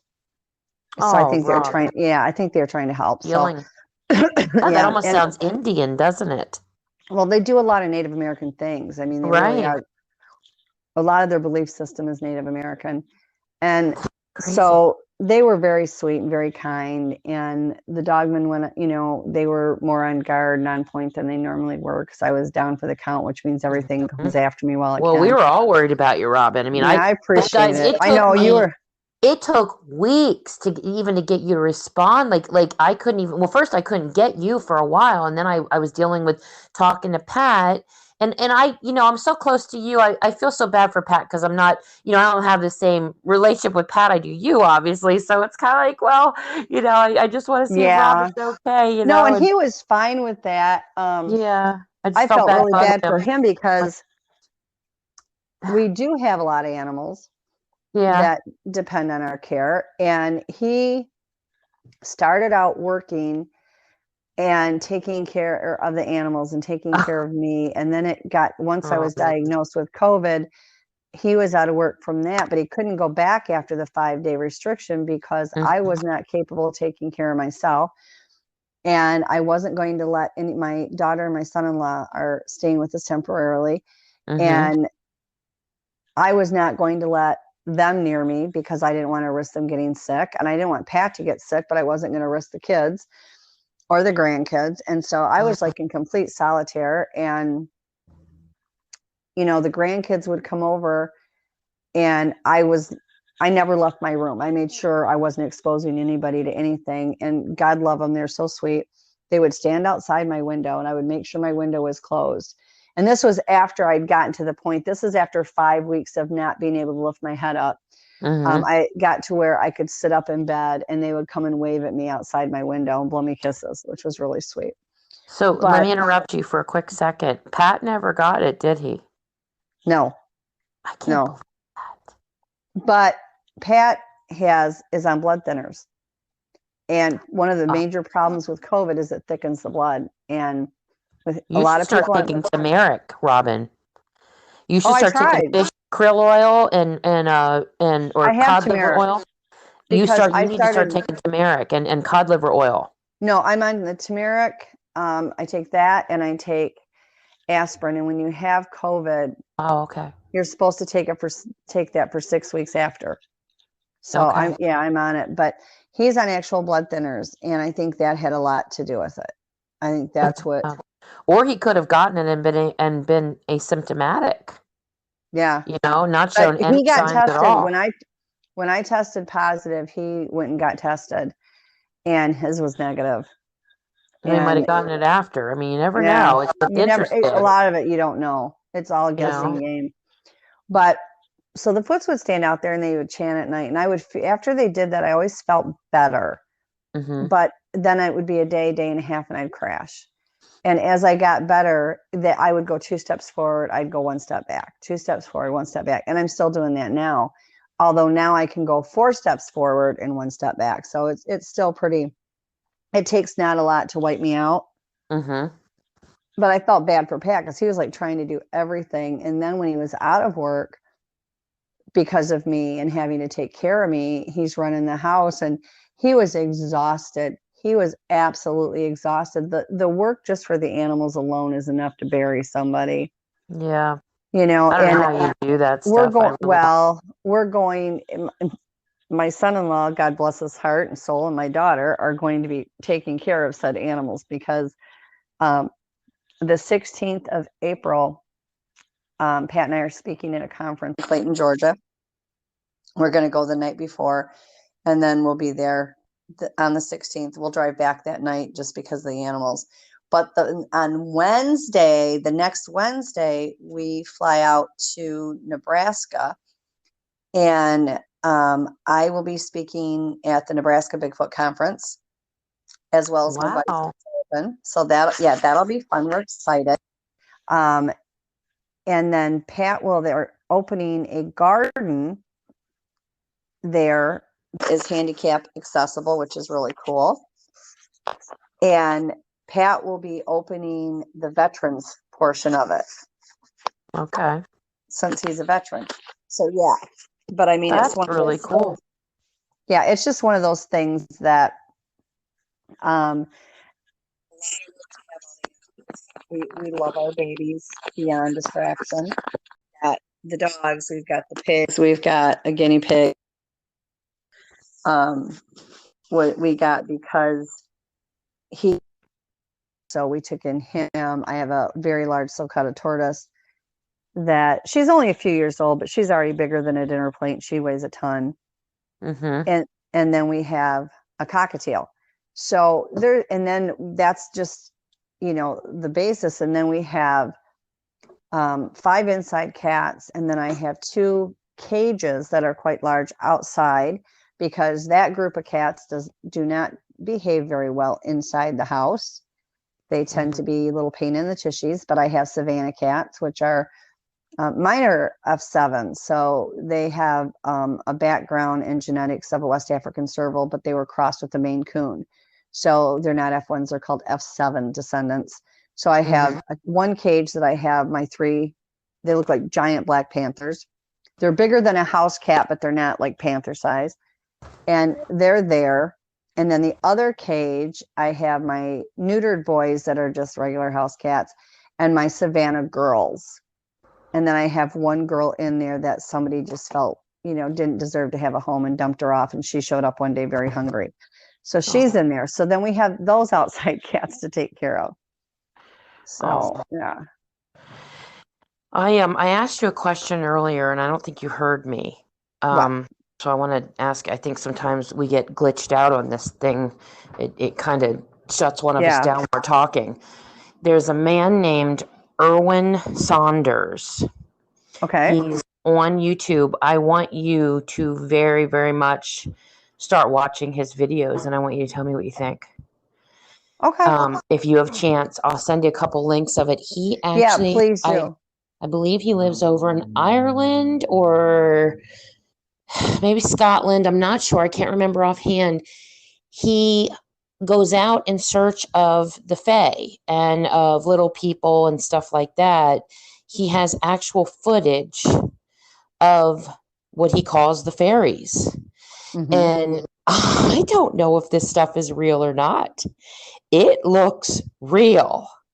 So I would really like to get your spin on this. And anybody else that watches this, guys, you've got to see this stuff. It is crazy stuff. You better be careful. You have to know there was one he did where he got shot with a little arrow and he didn't know he had. He thought something had bit him and he pulled out this little arrow and he got really disoriented and he's since disappeared. Nobody knows where he's gone or what's happened to him that I know of. I haven't heard any late news on him or anything. It really is. Like people, You can see these things, so Robin, they look like they're part of yeah. like the trees, like they're like tree bark Mhm. color. You've Yeah, got to and see this. yeah, I will. And I don't, like I said, I'm not going to say this is fact because I don't have, excuse me, DNA from them or anything to be able to compare it. But to me, those kind of things are more of an elemental, which Yeah, means, you know, yeah, we're just here. yeah. Something. I mean, who knows what created them? I mean, a lot of people would say the devil, but you No, just, I don't I believe mean, that. I don't I know, man. think I just people, don't know what to believe I about any of it. I don't. personally How can you believe think, anything you don't know? You know? yeah, and I personally think, and this is only my opinion, um, people tend to get very confused in the whole bad and evil thing and the demonic thing. Mm-hmm. Just because something is evil doesn't mean it's demonic. Some things are just not good. Right. Excuse me. And that doesn't mean that they're demonic. I mean, anything demonic comes from the underworld, from the devil, from Satan. Mm-hmm. And there's a lot of things in our world that are bad or evil but they're not demonic. And I Yeah. talk to a lot of people and they get very, very confused. They seem to think that just because something is bad, that automatically makes it demonic. And it Yeah. really and truly, in my mind, it doesn't. It doesn't work that way. Well, I I think mean, I've we're all had, brought up with that good or evil, God or yeah, oh, I Satan. So, agree. we And believe that there's either one side or the other, yeah, I mean, I had a demonic presence come gunning for me one night. I woke up, I picked up the energy from it, and it woke me out of sound sleep. Looked out in the backyard, and there's this thing 20 foot tall with red eyes. And Oh my I knew God. it wasn't a foot in the energy off of it. It was so easy to tell that it was demonic. And God. so, a friend of mine that I do this work with, I called her and I'm like, hey, this is what's going on over here. And I said, I'm going to try to get rid of it. There's clearly a difference. If you've ever encountered, and I've helped a few people that I don't like to deal with demonic entities, I'm just being honest, just because it's something that, anytime a person works on any of this stuff and helps you, you run the risk that it comes back to you. Mm-hmm. I have family, I have grandchildren. It's not just me by myself. I have a husband, and I do try to help. And this is just me. I try to help everybody. I really do. But I don't like to do a lot of that kind of work just because that's not my specialty. I've had to deal with it in my lifetime. And so I've helped people get rid of them, and I've been successful at it, but I'm not a pro at it by any means, and it's not something I do on a regular basis. But when you come in contact with stuff like that, you can definitely feel the difference in that and just something bad. Yeah. I mean, there really is a whole different ball game to it. It's just, I mean, there's just so much going on. And There really is. We had like, when was it? A week and a half, maybe week to a week and a half ago. Um, we let the dogs out. They go out and go potty between 7 and 8 o'clock at night for their final, hurrah. mhm. And then everybody comes in, everybody gets their bedtime cookies, and they all go to sleep. That's the theory anyway. I want to be one of your pets. And this is the I'm ones that go moving out. in. I Yeah. want to live in the garage with the little pool and get Yeah. treats at night and Yeah. stuff. And so this is the ones that go in the kennels out in the garage. And so I went out. Pat is always really good about saying, "Oh, I got him. I'll go out there and let him out." And I'm like, okay. But that night I had gone out there, and him and I were actually talking. And so while we were talking, he kind of followed me out into the garage. Mm-hmm. And I couldn't find the dog cookies or something. So he popped back in the house to find the dog cookies because we don't ever want to run out of them bad boys. And I let the dogs out, and they ran to the back of the fence facing the woods just as fast as they could. And they're barking and growling and carrying on, but all the tails are wagging. And Right. the Foots are obsessed with our Pyrenees because she's white and that means purity, and that's what they like. And they like all the dogs, but that's really one of their top favorites. And she was all excited, tail wagging 90 miles an hour. And I looked in the woods and I see this white, upright Bigfoot. I mean, I knew Okay. what it was when I saw it. All I saw was like this upright walking thing. that was white. And then it dropped down to all fours with the butt up in the air, and it went as fast. I mean, it moved fast, went right across the back of the yard and into the woods, and then it went upright. Wow. So I hollered for Pat and hollered for Pat. He come out. He saw a black one closer to the house, ducking behind a tree. It peeked its head out. Mm-hmm. Well, in the meantime, I heard 4 barks from a dog. And up until the day after this happened, I actually thought it was maybe a neighbor's dog up the road. And I saw it bark 4 barks and then instant quiet. Mm-hmm. But the barks were not familiar to me. Like, my neighbor has a dog. Her neighbor has 2 dogs. And this bark was not the same bark of any dog on the block that I've ever heard. Right. And it only did 4 barks, and then it was instantly quiet. And when I looked over into her yard, I saw what at first I thought was a dog, until I got thinking about it afterwards. And I thought, there's no dog that moves like that. Mm-hmm. And I am now convinced that it was not a dog. It was actually a baby Bigfoot. And it was black, and it went running to the white one. Wow. And then right after that is when Pat saw the black one peeking out around the tree. And then the white one was now standing at the back of the property in the woods. And this little black thing went creeping across and went on all fours to it. Mm-hmm. So they were all back. That was the first night. So then the next night, I didn't see anything. The following night, Pat was doing something, and I said, I got the dogs. And washer and dryer is out in the garage too. So I went out there to switch some wash around, and I cut everybody loose. And I thought, there is not a night that goes by that they don't go out. They go out that door like they've been shot out of a cannon. Their butts are on fire. I mean, it's the same yard they're always in, but they go out of there like gangbusters, and they're just barking and screaming and carrying on every single time. Like it's the first time they've ever been there, every night. And I had let them out, and nobody said a word. Oh, jeez. And I'm like, why are they quiet? I pray for them to be quiet. I'll be honest with you, but I don't ever get my prayers answered. Right. And now it's completely quiet, and they're all standing at the back of the fence facing the woods, and everybody's tails are up and wagging, but nobody's making a noise. Mm-hmm. And I'm like, what's going on? So it's all dark back there. We don't have any lights back there, but in the darkness, I could see this gigantic big black figure as it walked across the backyard. I was like, oh my gosh. He had to have done something to make him be quiet. So, that's funny. I saw that, but then just his presence. Yeah. But then last night I went out there when Chase went out, and when I walked out on the porch to begin with, I looked over on the side of the garage, and I thought I saw a grayish white figure. And I turned my head to look again, because I just caught a glimpse of it out of the corner of my eye, and I turned my head to see again, and it wasn't there. Yeah. And I thought, well, either somebody cloaked or I was imagining it, and I just, whatever. But it was actually really creepy, because I could hear him. There's a pen inside my backyard that's fenced in. There's 2 pens. There's a double size kennel, so that I can put the bigger dogs in there. So when I let the little dogs out during the day, they all get along. Unfortunately, the little dogs get pummeled by the big dogs. Right. They want to play, and these are old dogs that are little. So the bigger dogs go out there, and then during the day, I let them out to run around the yard as well, so they have extra room, but they go in there. And then my mini pigs go in a big cage out there, or a kennel out there. But they used to go out with the dogs. And everybody always says, you can't let your pigs and dogs together because they're dangerous or whatever. And for years, I never had a problem. I just never did. But I always kept a very close eye. I mean, I would never leave them out unattended.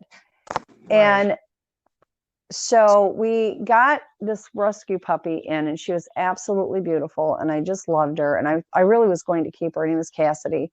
We named her Cassidy. And she was out playing one day, and she had been around these pigs since she was about 3 months old. And I don't know what flipped her switch, but I had the dogs were already out, and the pigs were out all day long. It was fine. And I was bringing the pigs in, and for no reason, she just did this full-blown attack on these pigs. Oh my gosh. Yeah. She almost killed one of them. And Mm. so I got rid of her because of it, because I wasn't gonna risk my babies. Oh So I no. found her a home. Well, then we got this other rescue in, and after that, all the pigs went in another double kennel that I have out there. So I didn't have to worry. I wasn't going to risk it again. And we have this other rescue dog that was in, and he got out of his pen and he dug into the pig pen and he killed the one that Cassidy had attacked. Oh. And ever since, yeah. Oh my God, you talk about devastating. He was gone by that afternoon. Gone by that afternoon. I wasn't going to let him on the property. And what was it about that pig? I don't know, but they zeroed in on him. I think it was because he was super tiny. He never got Oh. very big. I loved him. He was a great pig, and he was, a house pig. He was litter trained. He was just fantastic. And it just really broke my heart. I cried and cried over that. And the night that he died, my son that was in the military, I had to go somewhere during the day when it happened. I was not here when it happened. And my son that was here had to deal with it. And he did everything in his power to help this little pig. And he ended up dying during the night. I think he would, yeah. So I had a really difficult time with that. So that dog was gone. But so I don't ever, ever since then, everybody's like thinking they're going to go after the pigs because they saw these two dogs do it. So now everybody's separated. They aren't even allowed to play together. I mean, they're in the garage together in cages, and they're fine with each other that way, but they don't get to go out in the yard with them. Like the pigs will go out with my little dogs. My little dogs don't do anything. But yeah, but I've not had any problems with the Bigfoots bothering any of my animals. Everybody asks me that all the time. And I will say this, the only issue I have had is the cages that have the cats in. And those cages, although doesn't look great, are in my front yard, not far from my bedroom window, so I can keep an eye on my babies. Right. And if anybody's causing them harm or whatever, the theory is I would know it. Clearly, I do not, because they don't ever hurt the cats. But I have food buckets. I don't just have cat bowls or whatever.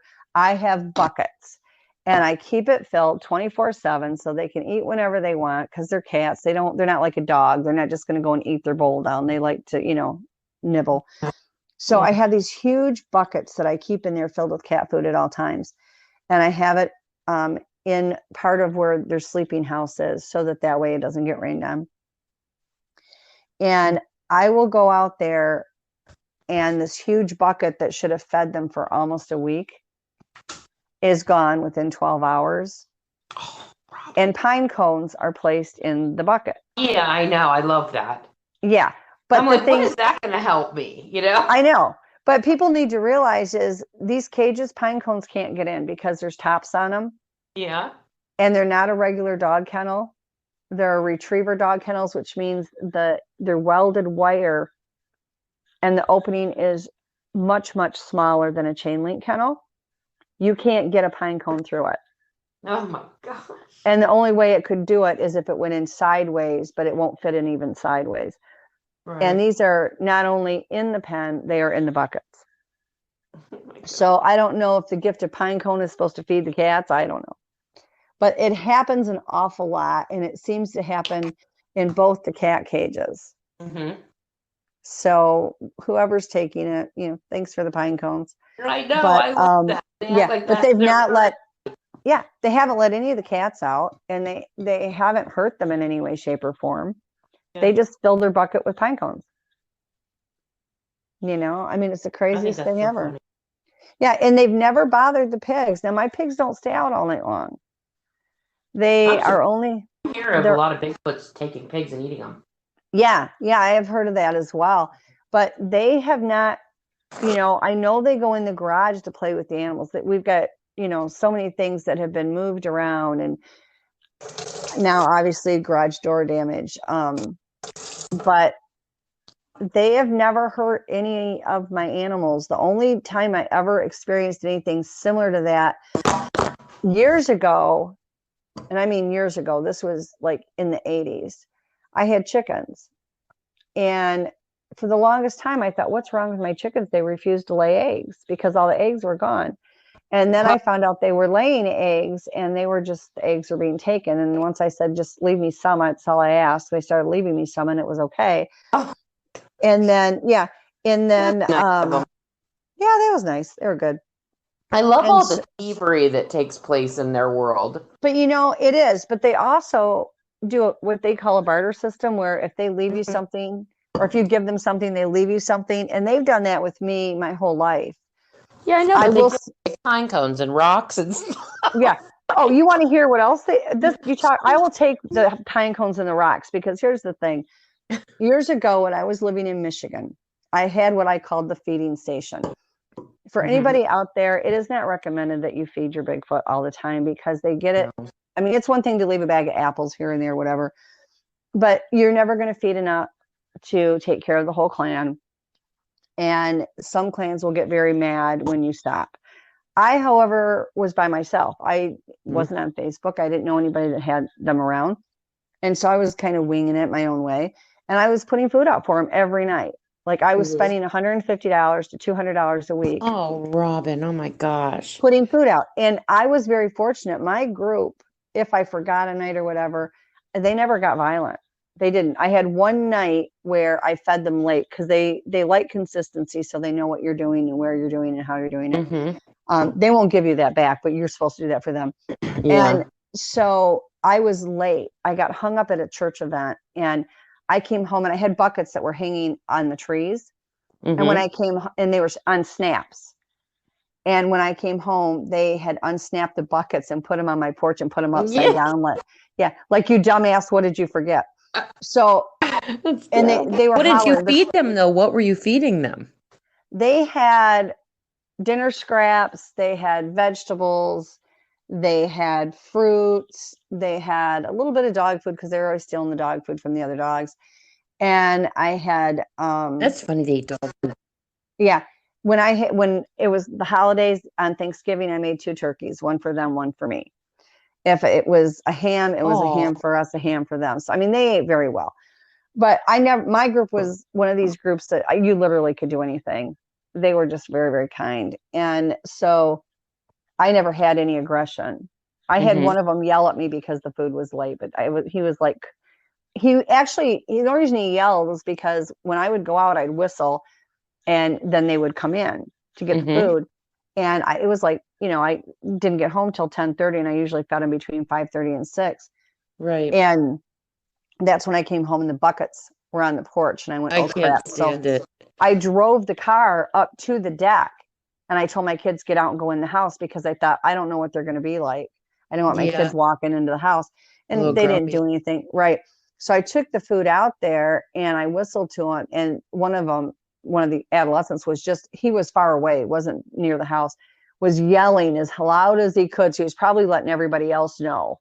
Oh, my God. This witch is back. She's finally remembered to feed our asses, Now, do they share food? Like, is it something, I don't know if you know this, but like if you put, say, 2 buckets of food out, and you've got like maybe the lead. Oh, they'll take it back to the other ones. Yeah. I mean, it's individualized. It depends on the individual, but yeah, they will share it. Lion or something, they always see first. Yeah. You know if they do that, or don't you know? I don't think so. But I mean, if he went in there, because I can imagine one of them could eat a whole turkey themselves. You'd be amazed. Okay, guys. So Robin and I got a little bit.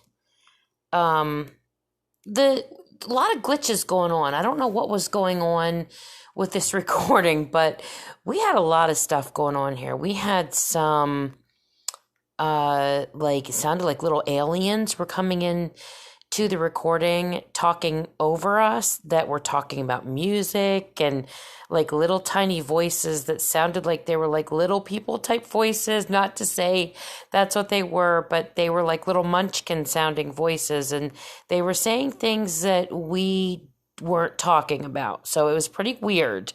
There was a pretty big chunk of stuff I had to, edit out, because it was just complete echoes, and we got some drop calls. So we had some stuff going on with this podcast, but I do want to just let you know that you noticed here there was like some echoes going on right before this section here I'm adding to, and I just kind of edited the whole thing out. There was like a half an hour of us talking, and I'm just going to kind of do a little quick rundown of what we were talking about that was edited out. She was saying that Bigfoot do not seem to be territorial with eating. The leader doesn't necessarily eat first. And Dogman, she doesn't know about. As far as she knows, she has no idea what they do as far as their eating patterns. Robin told of a story where she had a rabbit cage with snaps that the Bigfoot would leave a live opossum in the cage in exchange for food they either took or she would leave out. So she would come back to this cage in the morning or look over, and there's this live opossum in there that was actually like locked in, and she would have to take this opossum out and drive it very far away so that it was, pretty much saved from the Bigfoot recapturing it again. So that was pretty funny. I'm just reading through my notes here. Bigfoot would, hang on 1 second. She stated they steal food when I asked her because it's just easy. She said it was much like us having a drive up for food when I was like, why do they steal food? Because they're such, capable hunters. And she said, well, it's just kind of like, you have a day where you're tired and you just run to the drive through, it's just kind of there and it's easy access for them. We joked about if anyone had roadkill around their house that doesn't disappear in like a matter of days, that they should feel secure that there's no cryptids around. We discussed some of the hunting techniques hunters use using dogs and other stuff. We were kind of complaining a little bit about some hunting things. I was a little bit, just some of the stuff that I see that is bothersome, that people do that are it's just cruel. I don't like cruel type hunting. Neither does she. And the Bigfoot will typically, she was talking about these hunters that would go out and they would let their dogs loose because they didn't want to, she felt that because they didn't want to get bit by snakes down where she lives in South Carolina. And they would use this technique where they would let the dogs loose and then they would, kind of push deer out or whatever they're hunting out, and then they would shoot them. And I was talking about like the Bigfoot, why they killed the dogs and they do things like that. And she said she thought that what she was told by the Bigfoot was that the dogs would come in and come after their kids. And that's why they would kill the dogs. And we just kind of, said we couldn't understand why they don't zap them, but they live by their own code. We talked a bit about Pennsylvania and how active it is with cryptids, ETs, you name it. Pennsylvania is a hot spot for disappearances as well. Very wooded. Western Pennsylvania especially is really active. Then we went on to talk about snakes. We talked about, she lives in an area that there's a lot of snakes, and she's specifically afraid of the blue racers. And she told me a story about when she was a kid, the blue racers would come in, they would chase her mother, and actually her mother would run and get into the house and slam the door, and the snakes would actually like slam up against the door. That's how aggressive these snakes were. So I just kind of made a comment that the Bigfoot probably like eating the snakes, because I've heard that the meat from snakes is really good, and it's very meaty. And she said that they probably do. And she just, mainly was talking about the blue racers, and that's where I'm going to let it play from there. It's only a few more minutes until we get cut off again into another subject, but I'll just, I'll let this section play real quick. So here we go.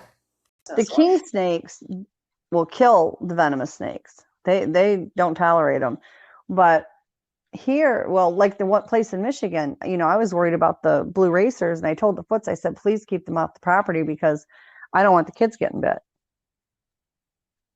And so one day we went outside and there was a blue racer, and it was laid out, and next to it was a bloody rock where they had bashed the head in, and then they bit the head off of it. You could see the shape of the mouth. Okay, guys, we had a little glitch happen in this section that it wasn't salvageable. So it was just, we were just kind of finishing up talking about the snakes.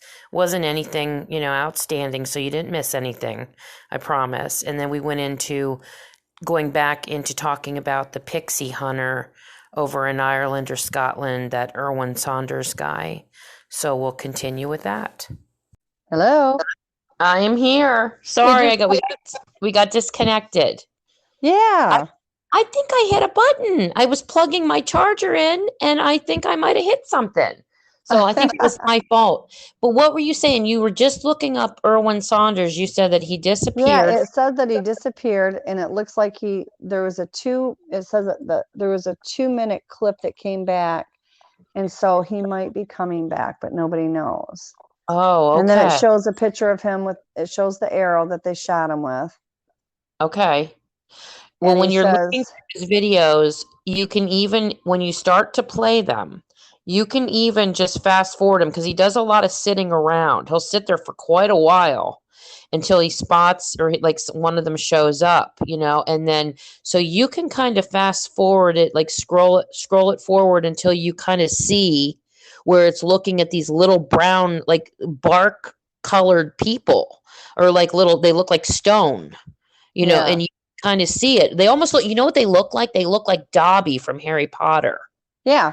And I've seen other people that have sent me pictures of those as well.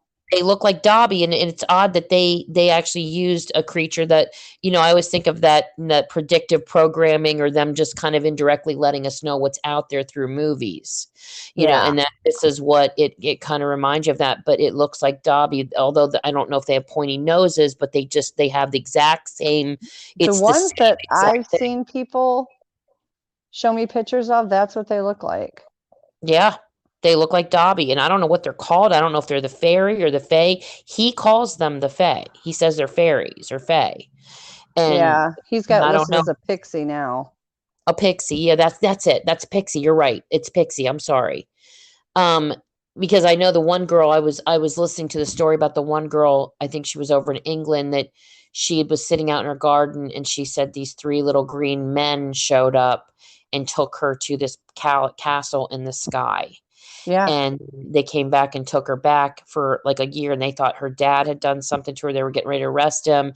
And then she showed back up and said they were going to take her again, that she had been traveling the world in these strange looking vehicles and stuff. Like, it was really crazy stuff. Yeah. But she said they were dressed in green suits, and they were fancy, and they were men, and they would have like sexual relations with her and stuff.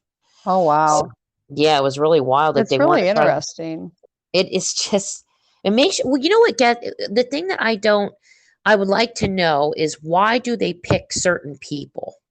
Why is there that? It could be anything. Yeah, he's got a video of one, and it shows one walking around. Yep. You have to see this stuff, Robin. It's fat. This cannot I'm looking at it. It's amazing. It's amazing looking at it. And some of them have different head garb on, like they've got little tribal headgear stuff, like some of like feathers sticking out. Some wear capes. It's just, it's crazy. It's like the dude has this stuff on film. Well, my friend John that does the conferences and stuff, he's the one that's doing the Bigfoot conference in Georgia. He's working on a thing right now, and it's a place close to Myrtle Beach, and it's this town, they call that town's Monsters. I'm sorry, I don't remember the name of the town.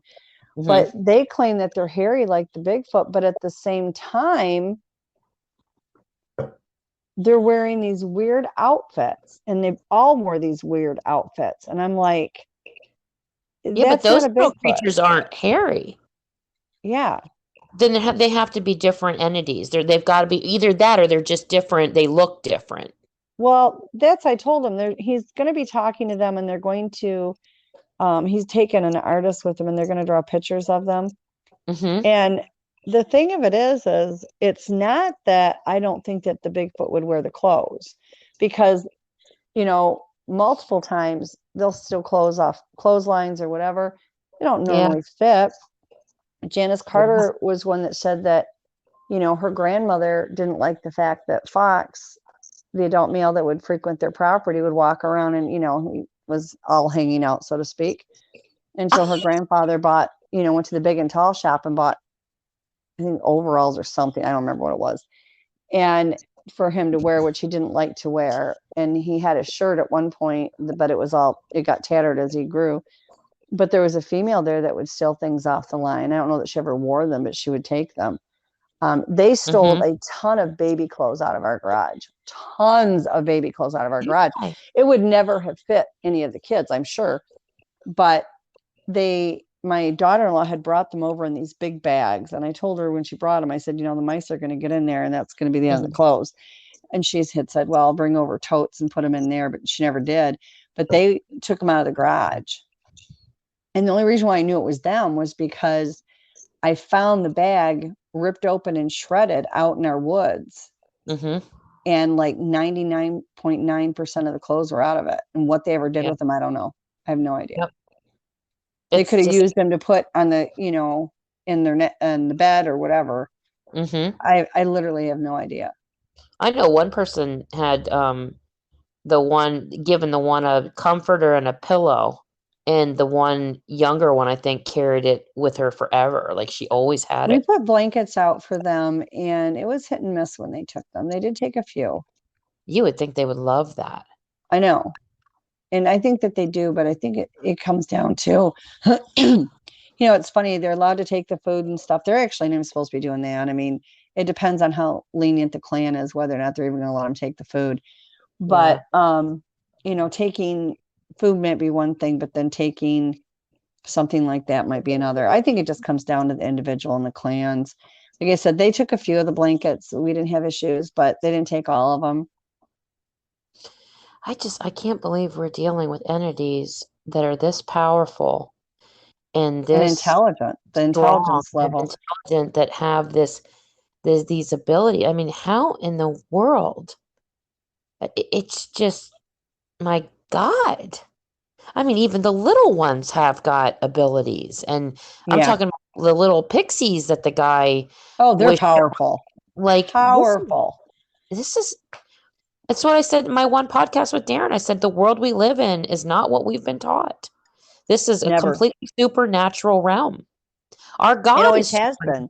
We were just been told that it wasn't. I mean, everything that we have seen and believed has been a lie. Isn't that sad? I think that is very sad. I think it's so we have been sad. lied to, and we've been manipulated, and we put our trust in, and this goes all over the world, not just here, but in every country, you put your trust into the government that's there to take care of you. Because even though we say we're adults, we want to do our own thing, it's still, it's like the government's our mom, and we want our mom to take care of us. Yeah. And there's always an agenda, and the agenda normally doesn't have anything to do with us. I know. And I think that's all over the world. It's not just here. It's like the president. That's just nothing more than a political face.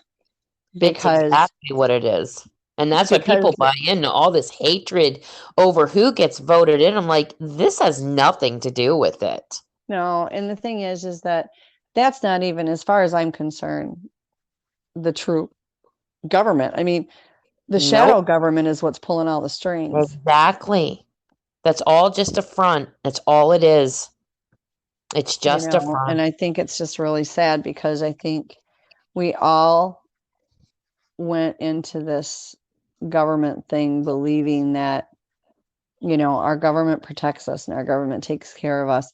And when I say that, I want to be clear on one thing. I am not referring to our military. I know. I have had my daughter, 2 of my sons, my dad, my son-in-law. I mean, my whole family is built up of military people. Yeah, mine was whether too. It's Army, Navy, Air Force. My husband is ex-military. And I want people to realize that I have the utmost respect for them and their sacrifices that they make for our country on a daily basis. I have the utmost respect for their families, because I think their families get forgotten as far as how much are sacrificed. Mm-hmm. The military are, obviously our heroes are the ones that are going out and protecting us. But I think it needs to be remembered that while they're out protecting us and sacrificing their life and their time with their family and putting their lives on the line every day, their families are also making one of the biggest sacrifices as well, because Yeah. they are not having that time with their loved one and they're set home worrying. And I know this because I was that person. And they're worrying and they don't know if that person that they love so much is coming back. And it's a terrifying position. It's not as rough as the person that's out there fighting, obviously, but I just think it's important that we remember that a sacrifice is not only made by the military personnel, but by their families and friends and loved ones as well. Yeah, I know. I know. As long as You they're good, know, I don't, I can't honestly, there's some military people that are some pretty bad people, but well, I understand what you're saying, yeah. on the And whole, I don't blame our military. Our military does what it's taught and I it know. does what a government tells them to do. And it really scares me because I watched what friends of mine that were military and family members that were military. And I'm like, how can the way you guys are being treated be considered in your best interest and best for anybody? Like, it's just the breaking down of them mentally and emotionally. I can't comprehend that. I Well, can't they look at them understand like that. they're just robots to them. I mean, I don't think our government really cares about the military men. They're just a tool, a means to an end for them. That's all they are. You Yeah, know, I and mean, when it's Matt told just, me stories, Matt was in the Navy, and he said they pulled out all his teeth at one time. They kept shooting him up with all these immunizations to the point where they basically they over immunized him, and he said, and then they kept taking blood. He said it was like every yeah, day they were taking more and more blood, and he was like, dude, like how much blood are you guys gonna take? And just like stuff like that, and it's kind of like that kind of stuff just makes you feel like, boy, they really just don't, they just kind of do whatever. They own it yeah, when they're in there. And, and there's some really bad people that go into the military too. So some of that stuff, like I do have so much respect for the military and, we need them. But, some of the stories that you hear about some of the things that some of the soldiers do that are the bad guys, it's not good either. So I'm always kind of like, yeah, but we just, I think they almost need to do a little more, you know. yeah. It's really just kind of frightening, and you know they it's a rough situation, like I said. But I don't. When I talk about unfavorably with the government, I just want people to realize it has nothing to do with their military. That I'm Yeah. not speaking badly of them at I all, know. or the You hear sacrifices about made. Putin? Did you hear about the forces, the Russian military dudes that were raping women over 60 and hanging them? Oh my God, no. I just You know heard. what? I've heard so much about this, and I've talked with Igor about this, and he claims that, the problem is our country and the Ukrainians, and that they're doing this for the right reasons. And I'm not going to speculate because as an empath, it's not that I don't care, it's that I care Mhm. too much. I know, me And then too. when I start listening about it, I get so upset that it takes Yep. its toll. And so I try to be fair to both sides, because I Me think that too, what yeah. we get told is not the actual truth anyway. I know. I know. But he's claiming, that they're doing this because Ukraine has done all these things and that this is necessary. And I try to look at his side, I try to look at our side, but at the same time, regardless of whether or not they're doing it for the right reasons or not, you can do something just because you can doesn't mean you should.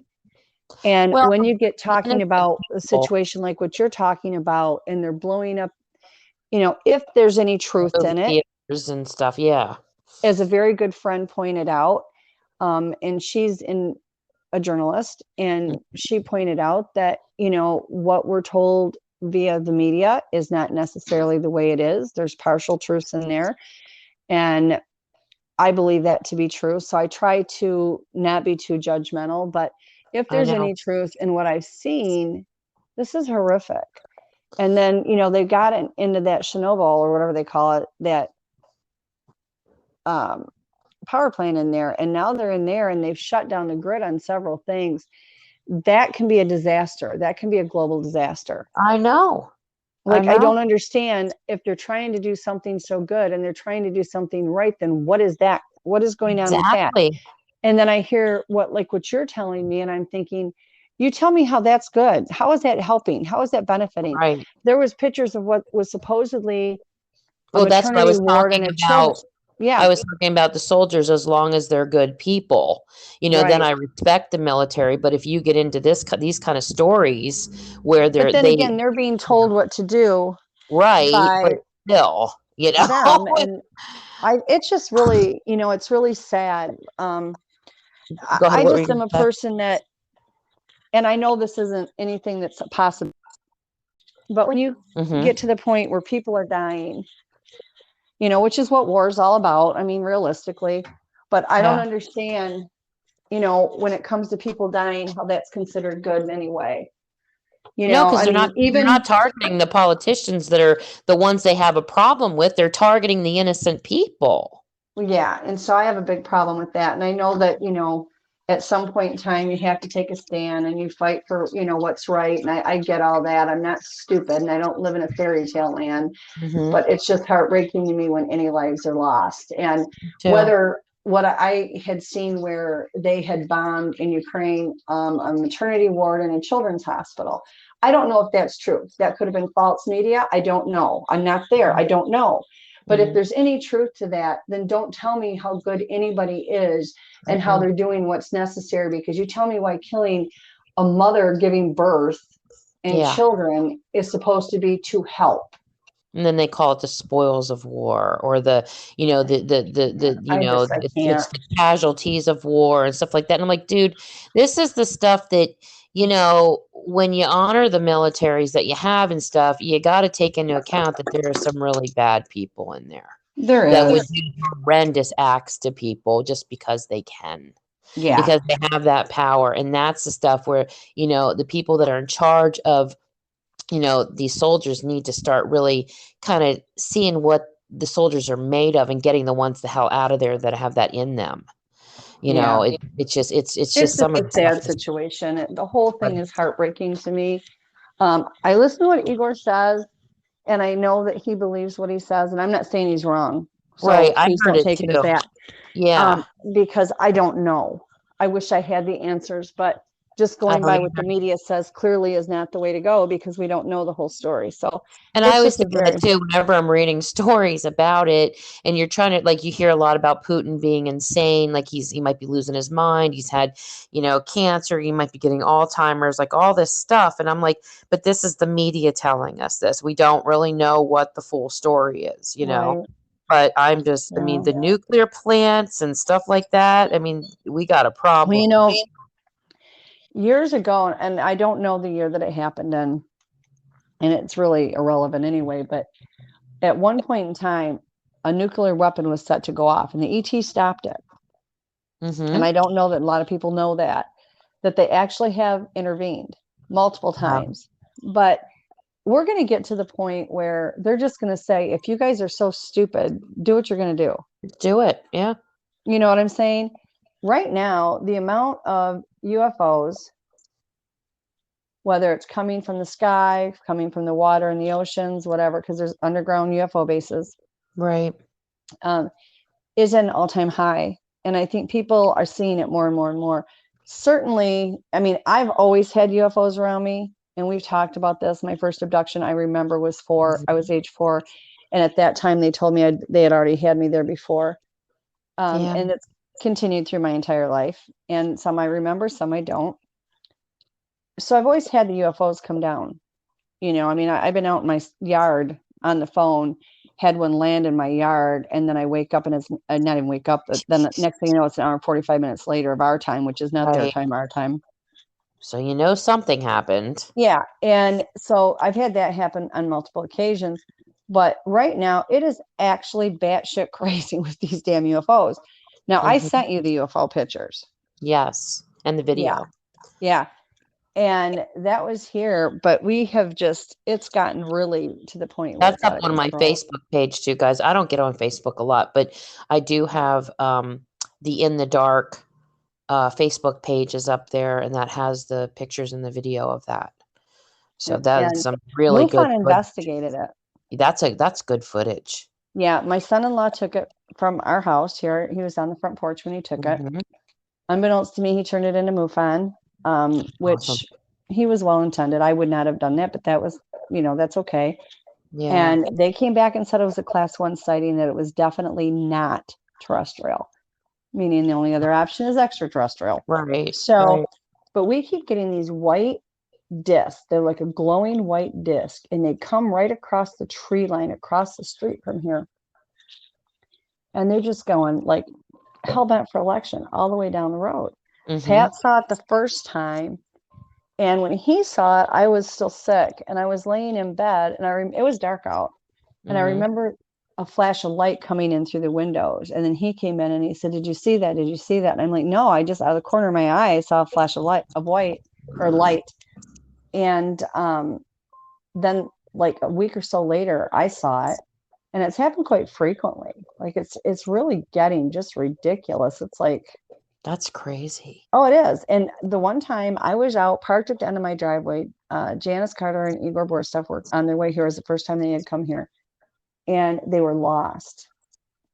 And it was right after a hurricane. And so it was very, very dark. And we have a floodlight in the front yard. And our driveway isn't excessively long by any means, but there's a floodlight out front. And that was out due to the hurricane. So there really was no way to see our driveway because it's like a 2-track back through here. Mm-hmm. So I went ahead and I car to the end of the driveway so that when I saw headlights coming, I would just simply turn the car on and they could see the headlights and know where the house was. Mm-hmm. And I was talking to my friend on the phone. It was like after 1 o'clock in the morning, and they were supposed to be there at 1, and it got to be 1:30, and they still weren't here. So we're talking, and I had turned the car off because I didn't want to burn the battery down or run all the gas out of it. And I heard a vacuum cleaner noise, and I looked up, and there's this huge craft, just massive, massive craft. And it was just barely above the tree lines, and it was like it was following the road. Oh my God. And it got Did all they the see it way. too? Well, no, I was on the phone with her. Janice and Igor weren't here yet. Oh, okay. I thought they got there. Okay. I'm No, they sorry. hadn't. I was waiting for them. And so I was Okay. talking to my friend, and I'm like, "You aren't going to believe this. This is what I'm seeing right now." And she's like, "Take a picture, take a picture." And I'm like, "I'm not getting off this phone to take a bloody picture. Let me tell you something. You could be the last human being I talk to. So no." So and I saw the whole underside of it. It looked like this Were giant. there symbol? Were there they say there's like hieroglyph looking symbols on the crafts. There was when I was abducted when I was 4. There were where they took me Crazy. all around this arc doorway. There were the hieroglyphs. That's fascinating. Yeah, and the one that I saw that night, though, I was directly under it, and it was all these rectangular panels, and in each panel, it looked like honeycomb symbols through the whole underside of it, and it was very bizarre, very bizarre. And they And say they're around us all the time, and they're cloaked.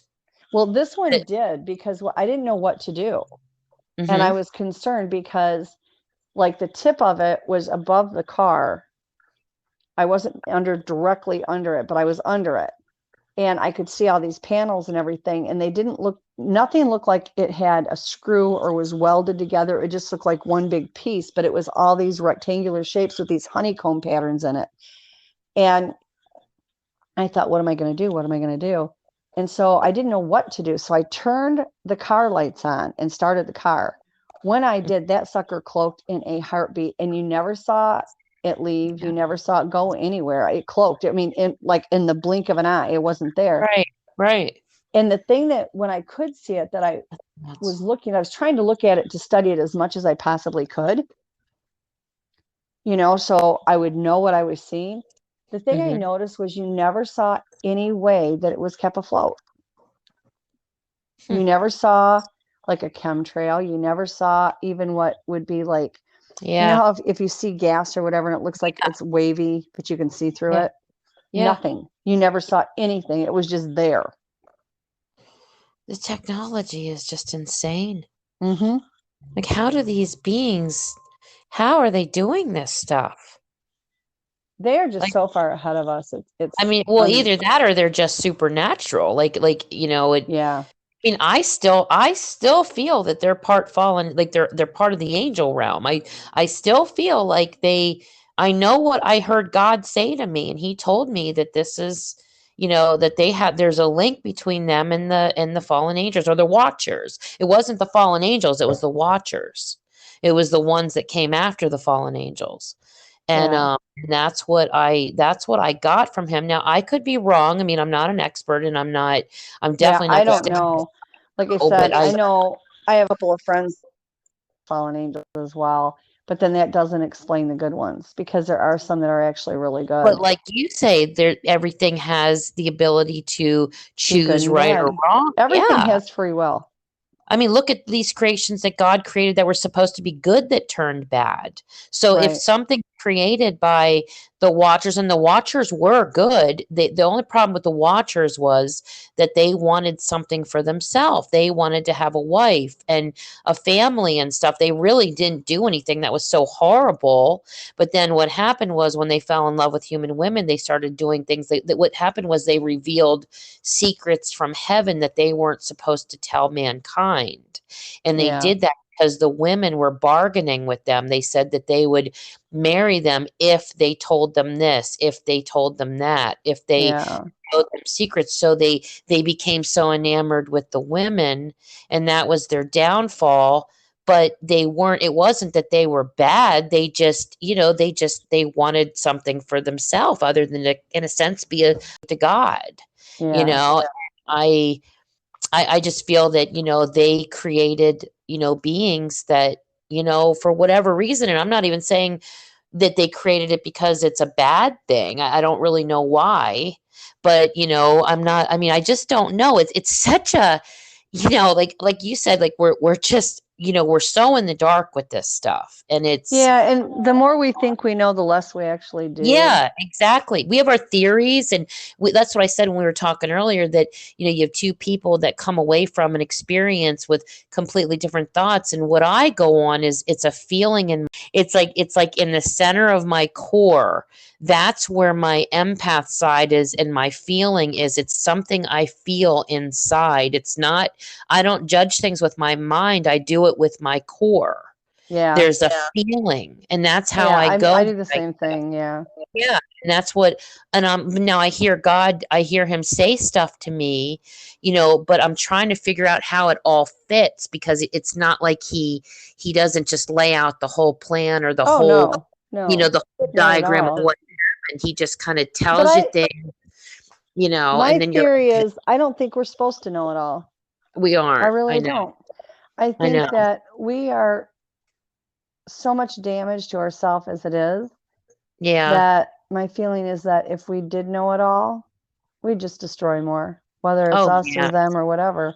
And I Well, think that's that why that's he part didn't of want it. us to know the secret. That's why God had, like a lot of people would say, well, why wouldn't God want us to know about makeup and abortions and warfare and weaponry and astrology and all this stuff that they revealed to the human race?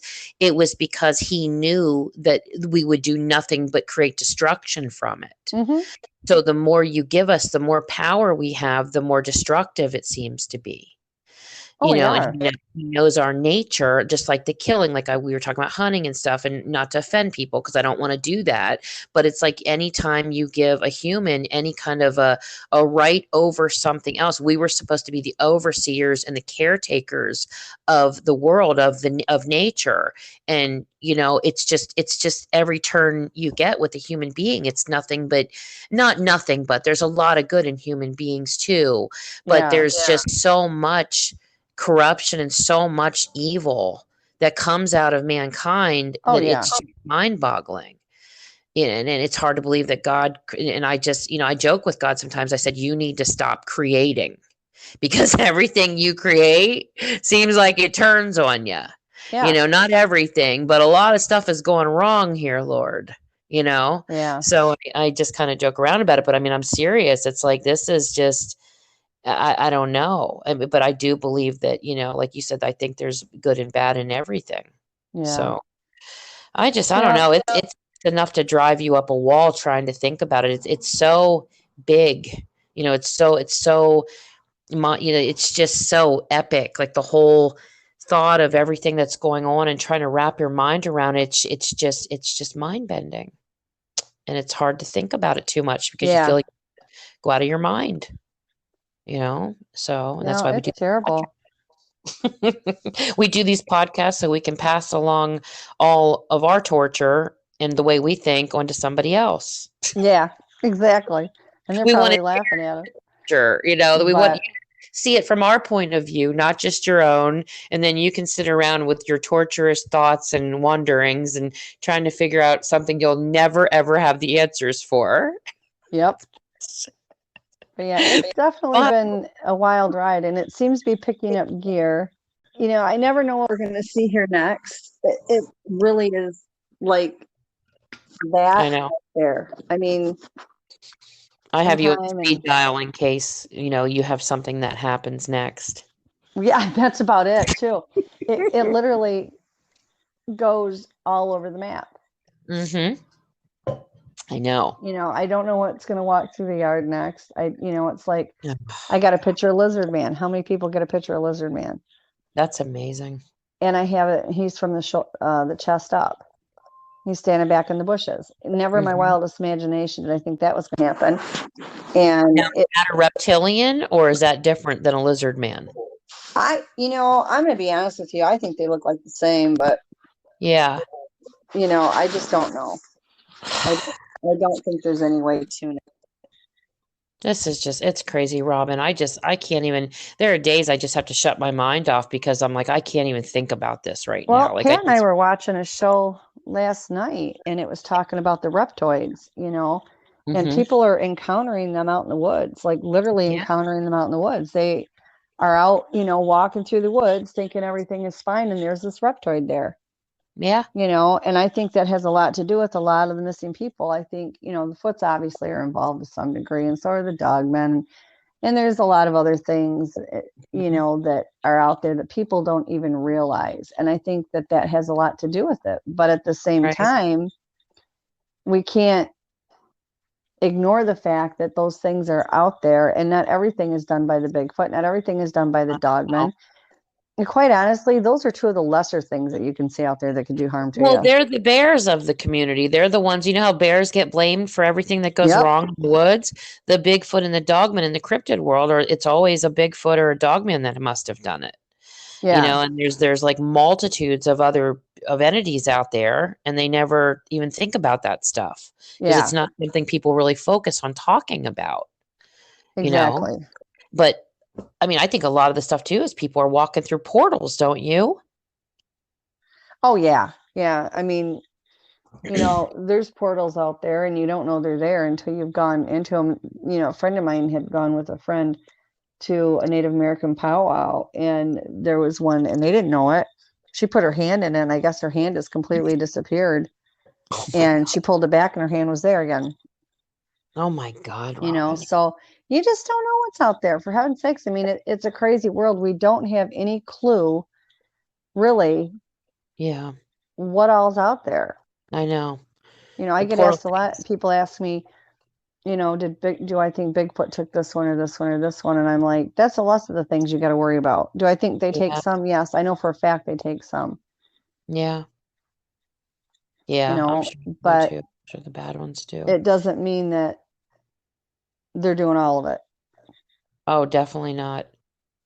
Definitely not. Well, lady, Yeah, it was I good think we talking to you again. I think we should wrap this up so the listeners don't have a 4 hour long Yeah, pod. I mean, yeah, we go and go and go, but we will do it again as always. And in Yes. the meantime, you and I can maybe get together and talk tomorrow, just you and I. Yeah, I would love that because I do want to ask you some things. Some Yeah, things you said I want yeah, to we talk got stuff to about. talk about, and we Yeah. got plans to make, dear. I know. So I'm excited. I am too, if I can just live through it. Yeah. Just trying to breathe here and not have allergy attacks, but Yeah. So, All right. okay. Well, it was wonderful, and I will see everybody or talk to everybody again, and I will definitely be talking to you. Okay. Sounds good. Thanks for All coming right. on. Yeah, thanks. Bye. Bye bye.